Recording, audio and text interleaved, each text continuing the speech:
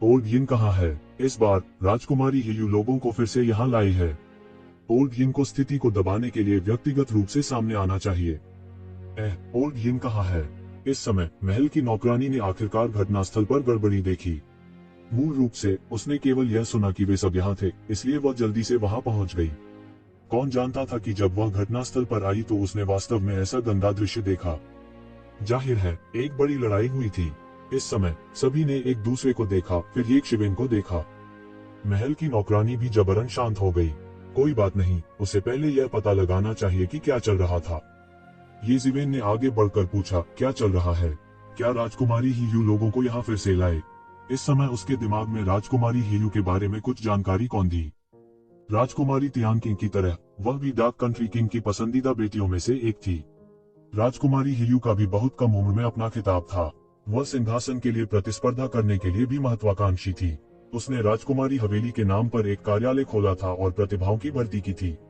यह कहा जा सकता है कि उसकी प्रतिष्ठा हाल के वर्षों में छोटी नहीं थी, यहाँ तक कई राजकुमारों से भी बदतर नहीं थी। उसकी तुलना में राजकुमारी तियानकिंग की प्रतिष्ठा थोड़ी खराब थी। हालांकि उसके और राजकुमारी तियानकिंग के बीच संबंध सबसे खराब थे।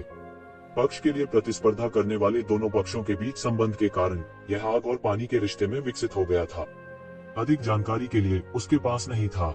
इन सभी का परिचय रास्ते में किनली ने कराया था, क्योंकि चाहे वह राजकुमारी तियानकिंग हो या राजकुमारी हेयू, वे सभी महत्वाकांक्षी लोग थे जो एक पीढ़ी की साम्राज्य बनना चाहते थे। कुछ लोगों ने उन्हें सिंहासन के लिए उम्मीदवारों के रूप में भी सूचीबद्ध किया, इसलिए इसने किनली का ध्यान आकर्षित किया।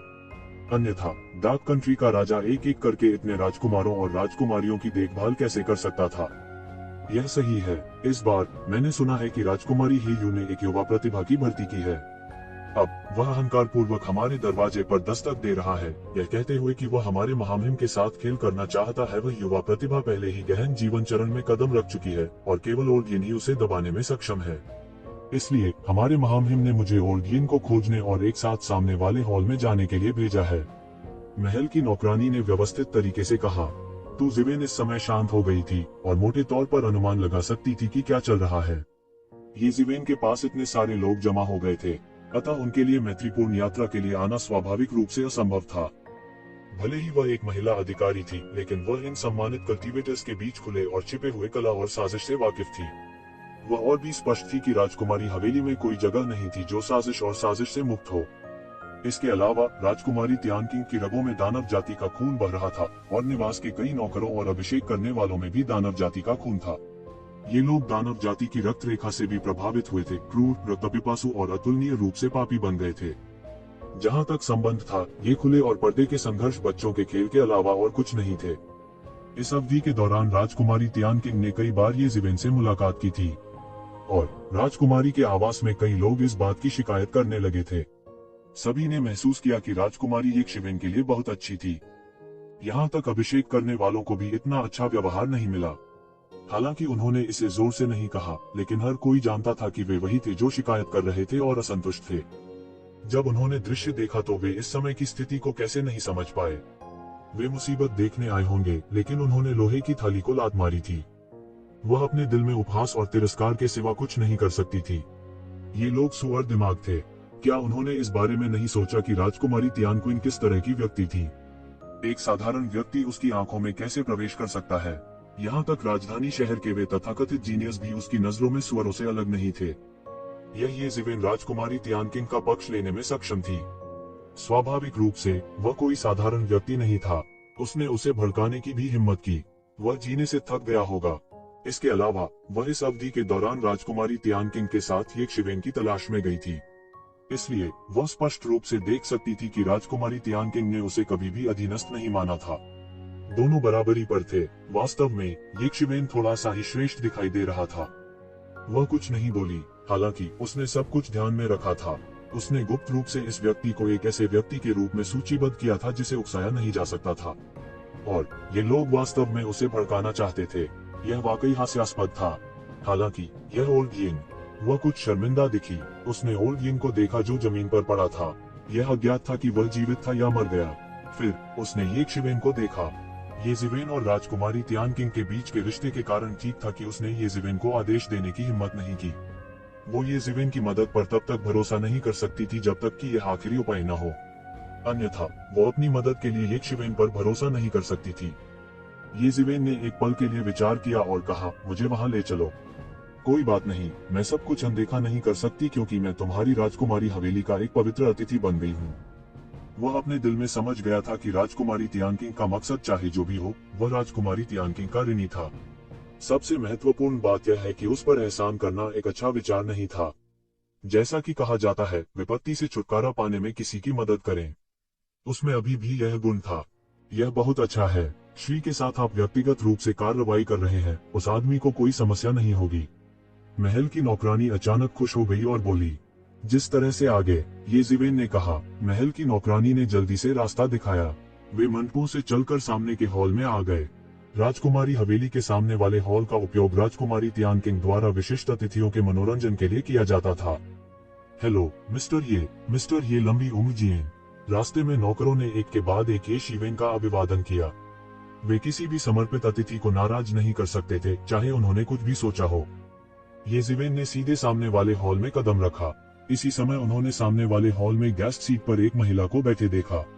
इस महिला ने शानदार सुनहरे लबादे पहने हुए थे। हालांकि यह एक बहुत ही अश्लील पोशाक थी, लेकिन उसके शरीर पर एक समृद्ध और महान आभा थी और उसमें एक निर्विवाद स्वाद था। उसका सुंदर चेहरा कुछ शांत सा लग रहा था। उसने येशिवेन की तरफ देखा, फिर उसने अपनी निगाहें हटा ली। ऐसा लग रहा था कि वो येशिवेन पर कोई विचार बर्बाद नहीं करना चाहती थी। उसने उसकी ओर बिल्कुल भी ध्यान नहीं दिया। येशिवेन की निगाहें केवल उस पर टिकी थीं। फिर उसने एक और आकृति देखी। यह शख्स करीब 20 साल का था। उसने योद्धा की पोशाक पहन रखी थी। वह बहुत ही चतुर और काबिल लग रहा था। उसका सुंदर चेहरा अहंकार से भरा था। उसकी बाहें क्रॉस की हुई थी और उसकी अभिव्यक्ति ठंडी थी। जब उसने येशिवेन को अंदर आते देखा तो उसने बस उसकी तरफ देखा। फिर उसने तिरस्कार से अपनी निगाहें हटा ली। ऐसा लग रहा था कि उसे येशिवेन से कोई खतरा महसूस नहीं हो रहा था। इस समय मुख्य सीट पर बैठने वाला व्यक्ति कोई और नहीं बल्कि राजकुमारी तियानकिंग थी। जब उसने देखा कि जो व्यक्ति अंदर आया था वह येशिवेन था, तो वह थोड़ा हैरान हुई। हालांकि वह एक पल में सामान्य हो गई। उसने महसूस किया कि येशिवेन का आगमन उसके दिल में बहुत अजीब था। हालांकि उसने इसे अपने चेहरे पर नहीं दिखाया। इसके अलावा उसकी राय में येशिवेन की ताकत ओल्डहिन की ताकत से कहीं अधिक थी। तो उसे ओवरसियर के रूप में रखने से बेहतर क्या हो सकता है। यहाँ तक खुद येशिवेन भी नहीं जानती थी कि राजकुमारी तियानकिंग अपने चचेरे भाई मैन्यून के माध्यम से येशिवेन की जानकारी को समझ सकती है। शायद खुद येशिवेन भी नहीं जानती थी।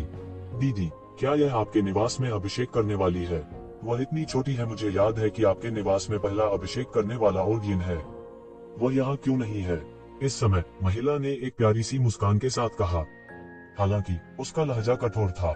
यह स्पष्ट था कि उसे येशिवेन की बिल्कुल भी परवाह नहीं थी। उसने यह भी महसूस किया कि येशिवेन बराबरी करने के योग्य भी नहीं थे। इसके अलावा उसने ओल्डहिन के आने का अनुरोध किया। यह स्पष्ट था कि वह अन्य अभिषेक करने वालों को हेय दृष्टि से देख रही थी। इससे तियानकिंग की अभिव्यक्ति तुरंत कुछ बदसूरत हो गई। हालांकि वे दोनों वर्षों से एक दूसरे के बराबर दिखाई देते थे, लेकिन राजकुमारी हेयू का विकास उससे कहीं बेहतर था। उसके पास वास्तव में कुछ गहन जीवन चरण विशेषज्ञ थे और वह किसी भी तरह से लोकप्रिय राजकुमारों से कम नहीं था। कारण यह था कि वह दूसरे पक्ष को लुभाने के लिए अपने अहंकार को कम करने और अपनी सुंदरता का उपयोग करने के लिए तैयार थी। यह कुछ ऐसा था जो राजकुमारी तियानकिंग बिल्कुल नहीं कर सकती थी। इसलिए वर्षों से विभिन्न कारणों से दोनों ने प्रतिभाओं की भर्ती शुरू करने के बाद एक सफेद गर्म अवस्था में प्रवेश किया था। हालांकि उसने कभी ऊपरी हाथ नहीं लगाया था। हर बार जब राजकुमारी हेयू किसी प्रतिभा को भर्ती करती थी तो वह उसे राजकुमारी तियानकिंग के पास ले आती थी ताकि वह उसे अच्छी तरह से देख सके। राजकुमारी तियानकिंग ने कहा कि वह उसके साथ संकेतों का आदान प्रदान करना चाहती थी। हालांकि राजकुमारी तियानकिंग बहुत स्पष्ट थी कि वह यहाँ दिखावा और दिखावा करने के लिए थी। हालांकि उसके पास मना करने का कोई तरीका नहीं था। यहाँ तक अगर उसके पास मना करने का बहाना होता तो भी वह मना करना नहीं चुनती। अन्यथा यह अफवाह तुरंत पूरी राजधानी में फैल जाएगी कि राजकुमारी तियानकिंग राजकुमारी हेयू जितनी अच्छी नहीं थी। राजकुमारी हेयू निश्चित रूप से आग में ईंधन डालेगी। उसे विश्वास था कि उसकी बहन राजकुमारी हेयू निश्चित रूप से कोई थी जो ऐसा करेगी। वह सोच रही थी कि कैसे जवाब दिया जाए जब उसने येशिवेन को आगे बढ़ते हुए देखा और कहा, महाराज मजाक कर रहे होंगे। जैसा कि कहा जाता है, किसी की उम्र किसी की महत्वाकांक्षा को निर्धारित नहीं करती है। यह छोटा भाई जिसे महामहिम लाए हैं काफी अच्छा लगता है। युवा, हालांकि वह आपके महामहिम के निवास का पुजारी बन सकता है। वह स्पष्ट रूप से अपनी सुंदरता पर भरोसा नहीं करता। ये जिवेन के उपहास ने राजकुमारी हेयू और युवक का रंग राख कर दिया। वे गर्व से राजकुमारी तियानकिन का मजाक उड़ा रहे थे। हालांकि ये शिवेन ने अब उन पर पानी फेर दिया था। वह इस बात पर जोर दे रहा था कि इस युवक ने राजकुमारी हेयू को सम्मोहित करने के लिए उसकी सुंदरता पर भरोसा किया था, नहीं तो उसे यह अवसर कैसे मिलता। युवक के लिए यह एक असाधारण शर्म और अपमान था। यह एक ऐसा अपमान था जो किसी व्यक्ति को मौत के घाट उतार सकता था। हालांकि इस समय वह केवल गुस्से से लाल हो सकता था। उसके पास खंडन करने का कोई उपाय नहीं था। ऐसा इसलिए था क्योंकि वास्तव में उसने सिंहासन पर चढ़ने के लिए अपनी ताकत पर भरोसा किया था। हालांकि वास्तव में उनके और राजकुमारी हेयू के बीच एक स्पष्ट संबंध था। डार्क नेशन में यह एक बहुत ही सामान्य बात थी। डार्क नेशन में कई राजकुमारियां सुंदर पुरुषों की परवरिश कर रही थी। यह वही सिद्धांत था जो एक से अधिक पत्नियां रखने वाले राजकुमारों का था। मूल रूप से वह हमेशा एक राजकुमारी के साथ संबंध बनाने में सक्षम होने पर गर्व महसूस करता था, लेकिन अब उसे अचानक इस मामले से नफरत हो गई। एक राजकुमारी के साथ जुड़ना वास्तव में एक शानदार बात थी, लेकिन अब यह कुछ ऐसा हो गया था जिसकी दूसरों ने आलोचना की थी। कौन जानता था कि एक शिवेन का कटाक्ष इस समय न केवल परिलक्षित हो रहा था। ये जिवेन थोड़ा मुस्कुराई और बोली, मुझे भी यह पता है। यह मेरा अनुमान है। स्वाभाविक रूप से ऐसा नहीं हो सकता। हालांकि महारानी ने पूछा कि ओल्ड यिन क्यों नहीं आया। यह वास्तव में है क्योंकि मुर्गे को मारने के लिए कसाई के चाकू का उपयोग करने की कोई आवश्यकता नहीं है। जब तक मैं ऐसा विरोधी हूँ यह काफी है। इस युवक ने लगभग मुंह भर खून उगल दिया। मुर्गे को मारने के लिए कसाई के चाकू का उपयोग करने की आवश्यकता नहीं होने से आपका क्या मतलब है? ओल्ड यिन वास्तव में एक प्रसिद्ध प्रोफाउंड लाइफ रियलम विशेषज्ञ हैं। हालांकि वह एक गहरा जीवन क्षेत्र विशेषज्ञ और एक प्रसिद्ध प्रतिभा भी है। इसे मुर्गे को मारने के लिए कसाई के चाकू का उपयोग कैसे माना जा सकता है? वह ऐसा कैसे कह सकता है? राजकुमारी हेयू भी एक शिवेन से नाराज थी। वो ज्यादा बोल भी नहीं पाई थी, लेकिन ये शिवेन पहले ही उसे 2 बार डांट चुकी थी। इसके अलावा वह इतनी गुस्से में थी कि वह लगभग मर ही गई थी। इस समय केवल राजकुमारी तियानकिन ने अपने चेहरे पर एक संतुष्ट भाव दिखाया। हालांकि ये जिवेन आमतौर पर एक एलियन की तरह अहंकारी था, फिर भी वह महत्वपूर्ण समय पर विश्वसनीय था। इस समय वह अपना गुस्सा निकालने में उसकी मदद करने आया था।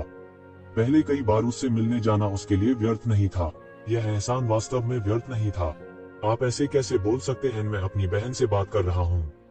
आपको बोलने का अधिकार कब से हो गया? राजकुमारी हेयू ने तुरंत तीखे स्वर में कहा। राजकुमारी, कृपया अपने शब्दों से सावधान रहें। हालांकि मैं एक शाही पुजारी हूँ, लेकिन मैं शाही परिवार का सेवक नहीं हूँ।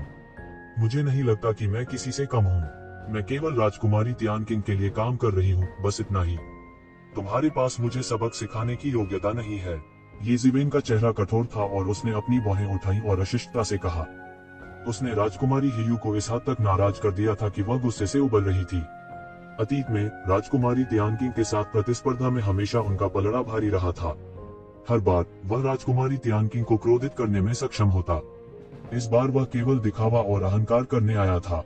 कौन जानता था कि वे ये जिवेन से मिलेंगे, एक ऐसा व्यक्ति जो सामान्य ज्ञान के अनुसार ताश नहीं खेलता था। शाही परिवार के लोगों के लिए जब तक कि कोई किसी महापुरुष का शिष्य न हो, तब भले ही वह एक समर्पित व्यक्ति हो, वह केवल सेवक ही हो सकता है। लेकिन फिर भी वह इसे जोर से नहीं कह सका, अन्यथा भविष्य में शाही परिवार के लिए काम करने की हिम्मत कौन करेगा? बहन, क्या आप अपने अधीनस्थों को इस तरह अनुशासित करती हैं?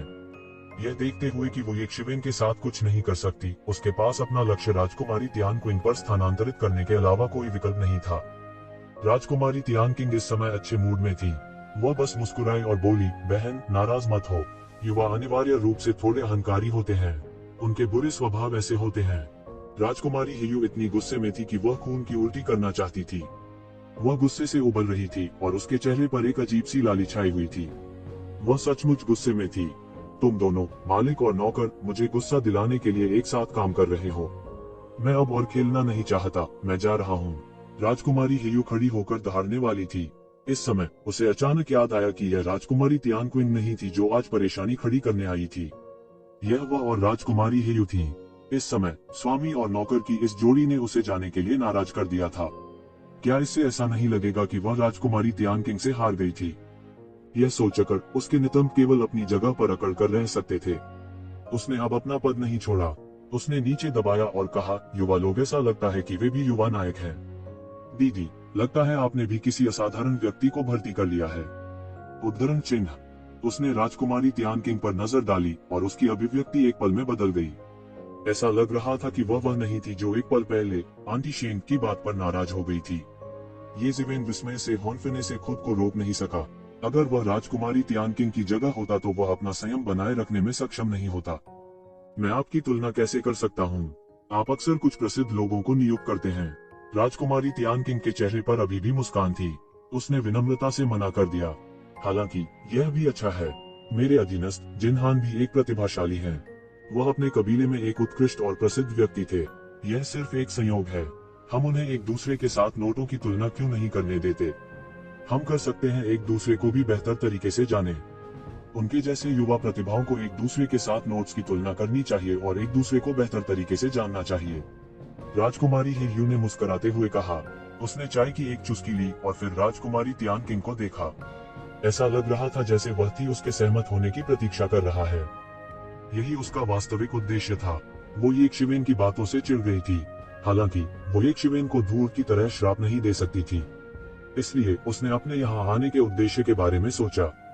क्या यह राजकुमारी तियानकिंग की प्रतिष्ठा को दबाने और उसके अहंकार को दबाने के लिए नहीं था? इस व्यक्ति के शब्दों का क्या उपयोग था? अगर वह कुछ भी कह पाता तो भी यह बेकार था। जैसे ही उन्होंने मारपीट का आदान प्रदान किया, विजेता का फैसला किया जाएगा। वह केवल सलीके से बात करना जानता था। कोई फायदा नहीं हुआ।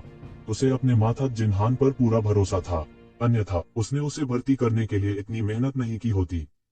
क्या आप चुनौती स्वीकार करने का साहस करते हैं? जिनहान ने भी इस समय कदम आगे बढ़ाया। उसने येकशिवेन की ओर देखा और ठंडेपन से कहा। उसकी आंखें हत्या के इरादे से भरी थीं। वो येकशिवेन की वजह से गुस्से से उबल रहा था। यह एक असाधारण शर्म और अपमान था।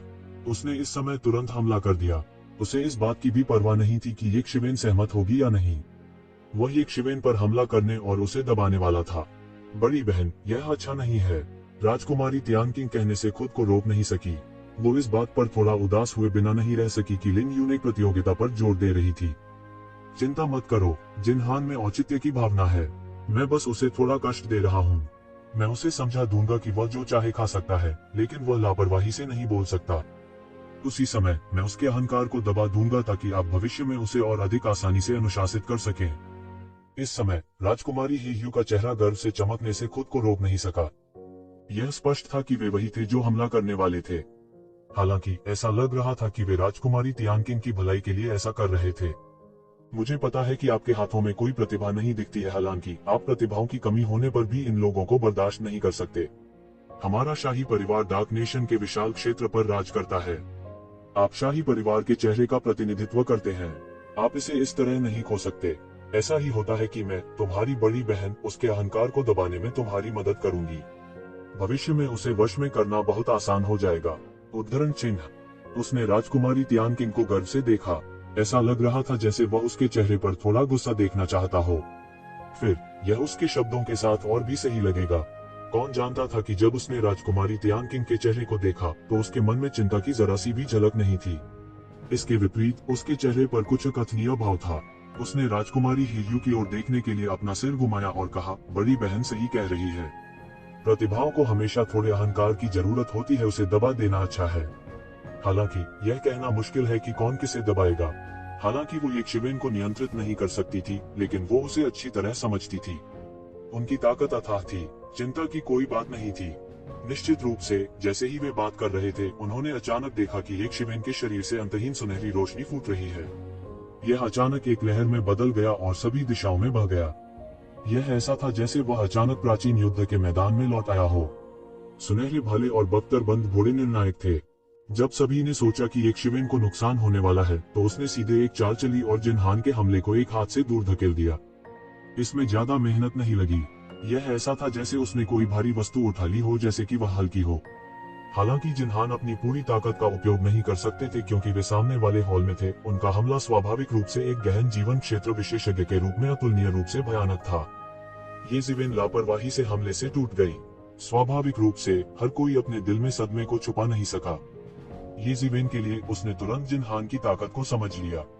वह शायद ओल्ड यिन से भी ज्यादा मजबूत था। इतनी कम उम्र में इस स्तर तक साधना कर पाना उनके लिए असाधारण था। इसके अलावा ओल्ड यिन वास्तव में प्रोफाउंड लाइफ रियलम विशेषज्ञों के बीच थोड़ा बहुत साधारण था। क्या यह सब तुम्हारे पास है? ये जिवेन ने उपहास किया। उसने एक कदम आगे बढ़ाया और उसकी पहाड़ जैसी भव्य आभा एक पल में बह गई। यह एक पल में जिनहान के शरीर पर गिर गया। जिनहान ने अचानक एक असीम दबाव को तुरंत कुचलते हुए महसूस किया। उसके चेहरे पर अचानक कुछ डरी हुई अभिव्यक्ति दिखाई दी। ऐसा लग रहा था कि उसने कुछ सोचा है, कुछ बेहद भयानक। हालांकि ये शिवेन ने उसे बोलने का मौका नहीं दिया। उसने सीधे एक कदम आगे बढ़ाया और उसकी मुट्ठी एक तारे में बदलकर नीचे गिर गई। बिखरता सितारा मुट्ठी टकराना। जिनहान के पास अपनी पूरी ताकत से बचाव करने के लिए पर्याप्त समय था। उसने ब्लॉक करने के लिए अपना हाथ उठाया और फिर एक भयानक ताकत ने तुरंत उसके शरीर को कुचल दिया। उसे केवल चक्कर आ रहे थे और दुनिया घूम रही थी। दरार। उसे केवल हड्डियों के टूटने की तेज आवाज सुनाई दी।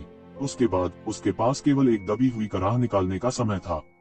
उसके दोनों हाथ सीधे टूट गए। फिर इस समय ये जिवेन को जरा सी भी हिचकिचाहट नहीं हुई और उसने एक और मुक्का मारा। बूम। यह एक और भयानक पंच था। मांस पर भूसा मारने की आवाज सुनाई दी। जिनहान को अभी भी चक्कर आ रहे थे, इसलिए वह समय पर प्रतिक्रिया नहीं दे सके। उसे एक शिवेन के मुंह से चोट लगी और उसका शरीर टूटी डोर वाली पतंग की तरह उड़ता हुआ चला गया। धमाका। जिनहान जमीन पर पटक दिया। वह हिल गया और जमीन पर लुढ़क गया। अचानक कुछ ऐसा हुआ जिसकी किसी को उम्मीद नहीं थी। राजकुमारी हीयू प्रतिभाशाली जिनहान के बारे में आशावादी थी। हालांकि ये जिवेन के आक्रमण के तहत वह केवल 2 या 3 चालों में हार गया। यह शुद्ध शारीरिक शक्ति की प्रतियोगिता थी। टक्कर के दौरान गोल्डन फ्रॉस्ट के दोनों हाथ सीधे टूट गए। उसने ये शिवेन को अपनी आंखों के कोने से देखा। उसकी आंखें डर से भरी थीं। क्या वह वास्तव में एक मानवीय राक्षस है? क्या वह मनुष्य नहीं, कोई और भयानक जाति है? एक गहन जीवन क्षेत्र विशेषज्ञ का भौतिक शरीर पहले से ही कुछ हद तक मजबूत था। साधारण हमले भी उनकी त्वचा को नुकसान नहीं पहुंचा पाएंगे। हालांकि उसके दोनों हाथ टूट गए। उसने कभी नहीं सोचा था कि ऐसा होगा। यह कैसे हो सकता है? राजकुमारी हीयू दंग रह गई। उसके चेहरे के भाव रंगीन लालटेन की तरह बदलते रहे। उसके मन में उथल पुथल मची हुई थी। यह कुछ ऐसा था जिसके बारे में उसने कभी नहीं सोचा था। उसने कभी नहीं सोचा था कि चीजें इस तरह बदल जाएंगी। उसने सोचा कि वह आसानी से अपनी सौतेली बहन को फिर से अपमानित कर सकती है। किसने सोचा होगा कि वह अचानक इस तरह खत्म हो जाएगी? ये जिवेन ने जिनहान को उड़ते हुए मुंह के मारने के बाद तुरंत रोक दिया।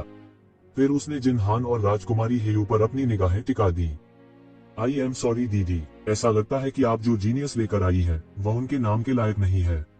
मुझे नहीं पता कि तुमने उसे कहाँ पाया। ऐसा लगता है कि उसे परीक्षण करने की आवश्यकता है।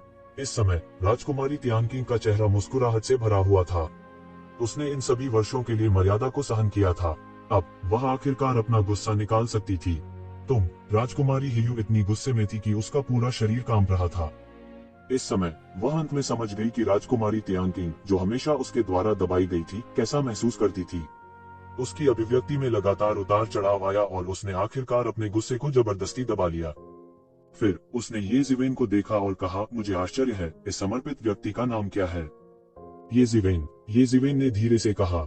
उसने डार्क नेशन की राजकुमारी की धमकी को गंभीरता से नहीं लिया। मुझे आश्चर्य है कि क्या मिस्टर ये ने कभी मेरी सेवा करने के बारे में सोचा है? राजकुमारी हीयू ने हल्की मुस्कान के साथ कहा। जिनहान की चीखें अभी भी जमीन पर गूंज रही थी, लेकिन उनकी अभिव्यक्ति बिल्कुल नहीं बदली, जैसे कुछ हुआ ही न हो।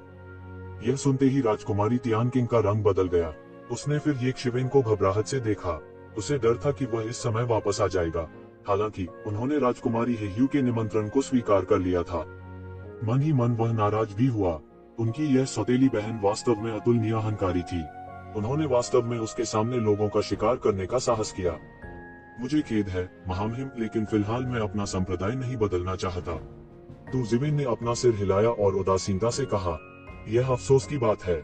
हालांकि अगर मिस्टर ये के पास ऐसा विचार है तो आपको मुझसे तुरंत संपर्क करना चाहिए। मुझे लगता है कि कोई बात नहीं, जो उपचार मैं आपको दे सकता हूँ वह अद्वितीय है। राजकुमारी हीयू ने आंख मारी और ललचाते हुए कहा। ये जिवेन शांत और संयत रही। प्रलोभन का यह स्तर उसके दिल को जरा भी नहीं हिला सका। इससे भी महत्वपूर्ण बात यह है कि जब उसने जिनहान के प्रति उसका रवैया देखा तो उसके दिल में ठंडक महसूस हुई। वह इतने कठोर व्यक्ति पर मन की शांति के साथ कैसे भरोसा कर सकता है? इसके अलावा उनका किसी के साथ जुड़ने का कोई इरादा नहीं था।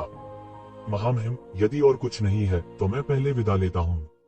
ये शिवेन ने अपने हाथ जोड़कर कहा। फिर वह घूमा और चला गया। हालांकि राजकुमारी तियानकिंग बिल्कुल भी नाराज नहीं थी। इसके विपरीत वह असाधारण रूप से खुश थी। आज ये जिवेन ने अपना गुस्सा निकालने में उसकी मदद की थी। जिस गुस्से को उसने सैकड़ों वर्षों तक रोके रखा था वह एक बार में ही निकल गया था। राजकुमारी हेयू ने जाते समय येज़िवेन की पीठ को देखा। उसकी आंखें अनिश्चितता और अनिश्चितता से भरी थी। येज़िवेन उस आंगन में लौट आया जहां वह रहता था। इस समय तक मूल अभिषेक करने वाले सभी जा चुके थे। वे येशिवेन के साथ परेशानी खोजने की हिम्मत कैसे करेंगे? वे पहले से ही जानते थे कि येशिवेन ने गहन जीवन क्षेत्र में प्रवेश कर लिया है। यह पहले से ही काफी अच्छा था कि येशिवेन को उनके साथ परेशानी नहीं हुई। येशिवेन के साथ परेशानी तो दूर की बात है। हालांकि येज़िवेन के लौटने के कुछ ही समय बाद राजकुमारी तियानकिंग एक बार फिर उसकी तलाश में आई। इस बार बहुत बहुत धन्यवाद।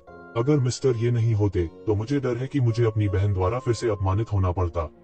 राजकुमारी तियानकिंग ने मुस्कुराते हुए येज़िवेन की ओर देखा और कहा, यह कुछ भी नहीं है। चूंकि मैं आपका अभिषेक करने वाला बन गया हूँ, ये चीजें बहुत सामान्य हैं। आपदाओं को खत्म करने के लिए किसी का पैसा लेना निश्चित रूप से एक मामला है। येज़िवेन ने कहा, क्या मैं जान सकता हूँ कि आपका रॉयल हाइनेस क्यों आया है? इस बार मैं मिस्टर से बात करने आया हूँ 3 महीने बाद होने वाली मरे हुए आत्मा उन्माद के बारे में। उसने येज़िवेन को देखा और समझाया, क्या कुछ और है जिस पर विशेष ध्यान देने की आवश्यकता है? येज़िवेन ने पूछा, मुझे नहीं पता कि मिस्टर ये मरे आत्मा के रसातल में मृत आत्मा भगवान के बारे में जानते हैं। राजकुमारी तियानकिंग ने पूछा। डेड स्पिरिट लॉर्ड, येशिवेन ने कुछ संदेह से पूछा। हाँ, यह सही है, यह डेड स्पिरिट लॉर्ड है। ऐसा लगता है कि मिस्टर ये इसके बारे में नहीं जानते हैं। फिर मुझे समझाने दो। शायद मिस्टर ये जानते हैं कि कई बड़े संप्रदायों ने कई विशेषज्ञों को इस मरे हुए आत्मा उन्माद में भेजा है। पता नहीं क्यों मैं तुम यह कर रही हो। राजकुमारी तियानकिंग ने येज़िवेन को देखा और पूछा। पता नहीं, येज़िवेन को भी थोड़ा अजीब लगा। क्या ऐसा हो सकता है कि वे भूतकाल में मृत आत्मा उन्माद के दौरान नहीं आए थे? अतीत में जब मृत आत्मा उन्माद शुरू किया गया था तो विभिन्न संप्रदायों ने अपने विशेषज्ञों को भेजा था, लेकिन उनमें से कोई भी ऐसा नहीं था। राजकुमारी तियानकिंग ने कहा, इसका असली कारण मरे हुए आत्माओं का भगवान है, द डेड स्पिरिट लॉर्ड। क्या वह अनडेड स्पिरिट रसातल का स्वामी है? तो ज़िवेन ने पूछा। यह सही है। दूर की किंवदंतियों में मृत आत्मा रसातल सामान्य तरीकों से नहीं बनाई गई थी। इसके बजाय यह एक देवता के अवतार मृत आत्मा भगवान के दिव्य साम्राज्य द्वारा बनाई गई थी। राजकुमारी तियानकिंग ने कहा, एक देवता, इसके अलावा वह एक साधारण देवता नहीं था। यहाँ तक कई देवताओं के बीच वह सबसे शक्तिशाली अस्तित्व थे। ऐसा कहा जाता है कि वह मरे हुए आत्मा के रसातल पर शासन करता था और यहाँ तक कि पूरे हुआन विश्व में सबसे शक्तिशाली देवता भी था। बाद में यह कहा जाता है कि उनकी मृत्यु हो गई और उनके दिव्य शरीर को उनके दिव्य राज्य में दफन कर दिया गया। बाद में उनका दिव्य साम्राज्य मरे हुए आत्मा के रसातल में बदल गया और मरे हुए आत्मा की दुनिया में विकसित हो गया। राजकुमारी तियानकिंग ने कहा, येज़िवेन को नहीं पता था कि भूतपूर्व मृत आत्मा प्रभु कितना भयानक था। हालांकि वह कल्पना कर सकता था कि मरे हुए आत्मा भगवान अकेले इन शब्दों के आधार पर एक अत्यंत शक्तिशाली व्यक्ति थे। द अनडेड स्पिरिट एबिस, जिसने पूरे हुआन वर्ल्ड में कई बड़े संप्रदायों को पूरी तरह से असहाय छोड़ दिया था, वास्तव में dead spirit lords divine kingdom द्वारा बनाई गई थी। इससे यह देखा जा सकता था कि डेड स्पिरिट लॉर्ड की ताकत उस स्तर तक पहुंच गई थी जहां तक शिवेन नहीं पहुंच सकती थी। फिर इस मरे हुए आत्मा उन्माद का डेड स्पिरिट लॉर्ड से क्या लेना देना है? येज़िवेन ने पूछा। कारण बहुत सरल है। कुछ शक्तिशाली लोगों ने गणना की है कि यह मरे हुए आत्मा का उन्माद तब होगा जब मृत आत्मा भगवान की कब्र मृत आत्मा रसातल में खुलती है। हालांकि डेड स्पिरिट लॉर्ड का मकबरा अतीत में खुल चुका है, लेकिन कोई भी मरे हुए स्पिरिट रसातल के करीब नहीं पहुंच पाया है, क्योंकि इसके चारों ओर मृत आत्माओं की अंतहीन संख्या है। इसके अलावा यह मरे हुए आत्मा का उन्माद मृत आत्मा प्रभु की कब्र के खुलने के साथ मेल खाता है। यह सैकड़ों हजारों वर्षों में केवल एक बार होता है। इसलिए सभी बड़े संप्रदाय मृत आत्मा प्रभु की कब्र में प्रवेश करने के इस अवसर पर अपना हाथ पाने के लिए इतने दृढ़ हैं। राजकुमारी तियानकिंग ने कहा, येशिवेन अंत में समझ गए कि इन शीर्ष बड़े संप्रदायों ने इस समय अनगिनत शीर्ष विशेषज्ञों को क्यों भेजा था। इसके अलावा मैं आपको सच बता सकता हूँ, मृत आत्मा रसातल की विशेष प्रकृति के कारण सभी बड़े संप्रदाय इस पर अपना हाथ रखने के लिए दृढ़ हैं। डेड स्पिरिट एबिस को नियंत्रित करने के लिए सबसे महत्वपूर्ण बात यह है कि डेड स्पिरिट लॉर्ड की कब्र में प्रवेश करना और डेड स्पिरिट लॉर्ड का उत्तराधिकारी बनना है। फिर वे मृत आत्मा के रसातल को नियंत्रित करने में सक्षम होंगे। राजकुमारी तियानकिंग ने येज़िवेन की आंखों में देखते हुए कहा, यह सभी बड़े संप्रदायों का वास्तविक लक्ष्य था। यदि वे मरे हुए आत्मा के रसातल को नियंत्रित कर सकते हैं और अगले मृत आत्मा के प्रभु बन सकते हैं, तो वे अपने संप्रदायों के लिए गहरे दायरे के विशेषज्ञों की एक स्थिर धारा विकसित करने के लिए मरे आत्मा के रसातल के संसाधनों का उपयोग करने में सक्षम होंगे। कहने की बात नहीं है, अगर वे मृत आत्मा प्रभु की विरासत को प्राप्त कर सकते हैं, तो वे एक ईश्वर को विकसित करने में सक्षम हो सकते हैं। क्या यह वही लक्ष्य नहीं था जिसके लिए वे अनगिनत वर्षों से प्रयास कर रहे थे? एक देवता की खेती करना और एक अमर विरासत बनना जो उन्हें परम गौरवशाली पद पर ले जाएगा। तो महामहिम भीमृतात्मा रसातल के मकबरे में रुचि रखते हैं। येज़ेवेन ने अपनी आंखें सिकोड़ ली और कहा। उसकी भावनाएं पानी में फेंके गए पत्थर की तरह थीं। एक पल में हिंसक उतार चढ़ाव आए और वह हिल गया। शुरू में वह मरे आत्मा के रसातल में दिलचस्पी नहीं रखता था और केवल हुआ मैदान को खोजना चाहता था, लेकिन अब उनका मिजाज पूरी तरह बदल चुका था। वह अपनी वर्तमान स्थिति के बारे में बहुत स्पष्ट थे। वह एबिसल दानव मास्टर के साथ समय के खिलाफ दौड़ रहा था।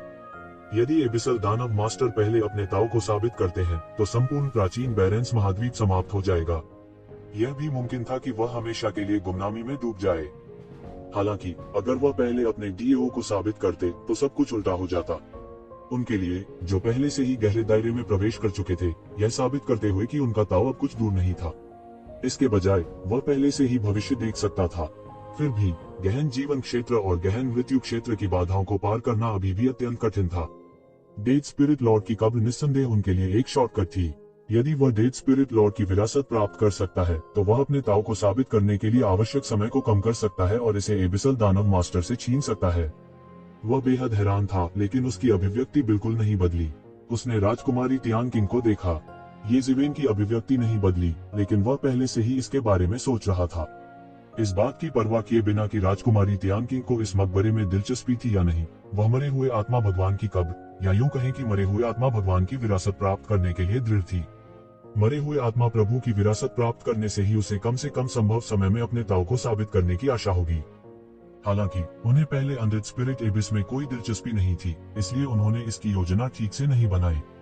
लेकिन अब उन्होंने महसूस किया कि इसकी ठीक से योजना बनाना आवश्यक था। मैं इसे आपसे नहीं छिपाऊंगा मिस्टर ये, मेरे पास इसके बारे में कुछ विचार हैं। राजकुमारी तियानकिंग मंद मंद मुस्कुराई और उसने येज़ेवेन को मूर्ख बनाने के लिए झूठ का इस्तेमाल नहीं किया। उनकी बातों में एक क्षीण दबंग आभा थी जो उन परम प्रतिभाओं से कम नहीं थी। येज़ेवेन की तिरछी आंखें अचानक फैल गईं। उसके वास्तव में ऐसे इरादे थे। यह कुछ ऐसा नहीं था जिसे एक सामान्य व्यक्ति करने की हिम्मत करेगा। हालांकि प्रमुख बलों ने इस बार इन राजकुमारों और राजकुमारियों की सहायता के लिए बड़ी संख्या में विशेषज्ञ भेजे थे। वास्तव में वे सभी अपने दम पर काम कर रहे थे। ये राजकुमार और राजकुमारियां केवल इसलिए भाग लेने में सक्षम थे क्योंकि उनके पास अनुकूल स्थिति में होने का लाभ था, अन्यथा वे बिल्कुल भी भाग लेने के योग्य नहीं होंगे।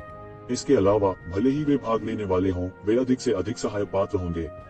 अंधेरे देश की लंबे समय से खोई हुई कलाकृतियों को पुनः प्राप्त करना पहले से ही उनकी सीमा थी। जहां तक मरे हुए आत्मा प्रभु की विरासत की बात है, ऐसे उच्च स्तरीय मामले का मूल रूप से उनसे कोई लेना देना नहीं था। अंधेरे देश में उनकी महान स्थिति से मूर्ख मत बनो। प्रमुख संप्रदायों की दृष्टि में वे बिल्कुल भी उल्लेख के योग्य नहीं थे। यदि यह प्रमुख संप्रदायों के बीच समझौते के लिए नहीं होता तो उनमें से कोई भी देश को अंधेरे से कुचलने के लिए पर्याप्त होता। राजकुमारी तियानकिंग ने इन विशाल ताकतों में भाग लेने का साहस किया। उसका साहस छोटा नहीं था, क्योंकि अगर वह सावधान नहीं होती तो बहुत संभावना थी कि वह इन विशाल ताकतों के प्रकोप को आकर्षित करती। यह निश्चित रूप से डार्क नेशन के लिए एक आपदा होगी।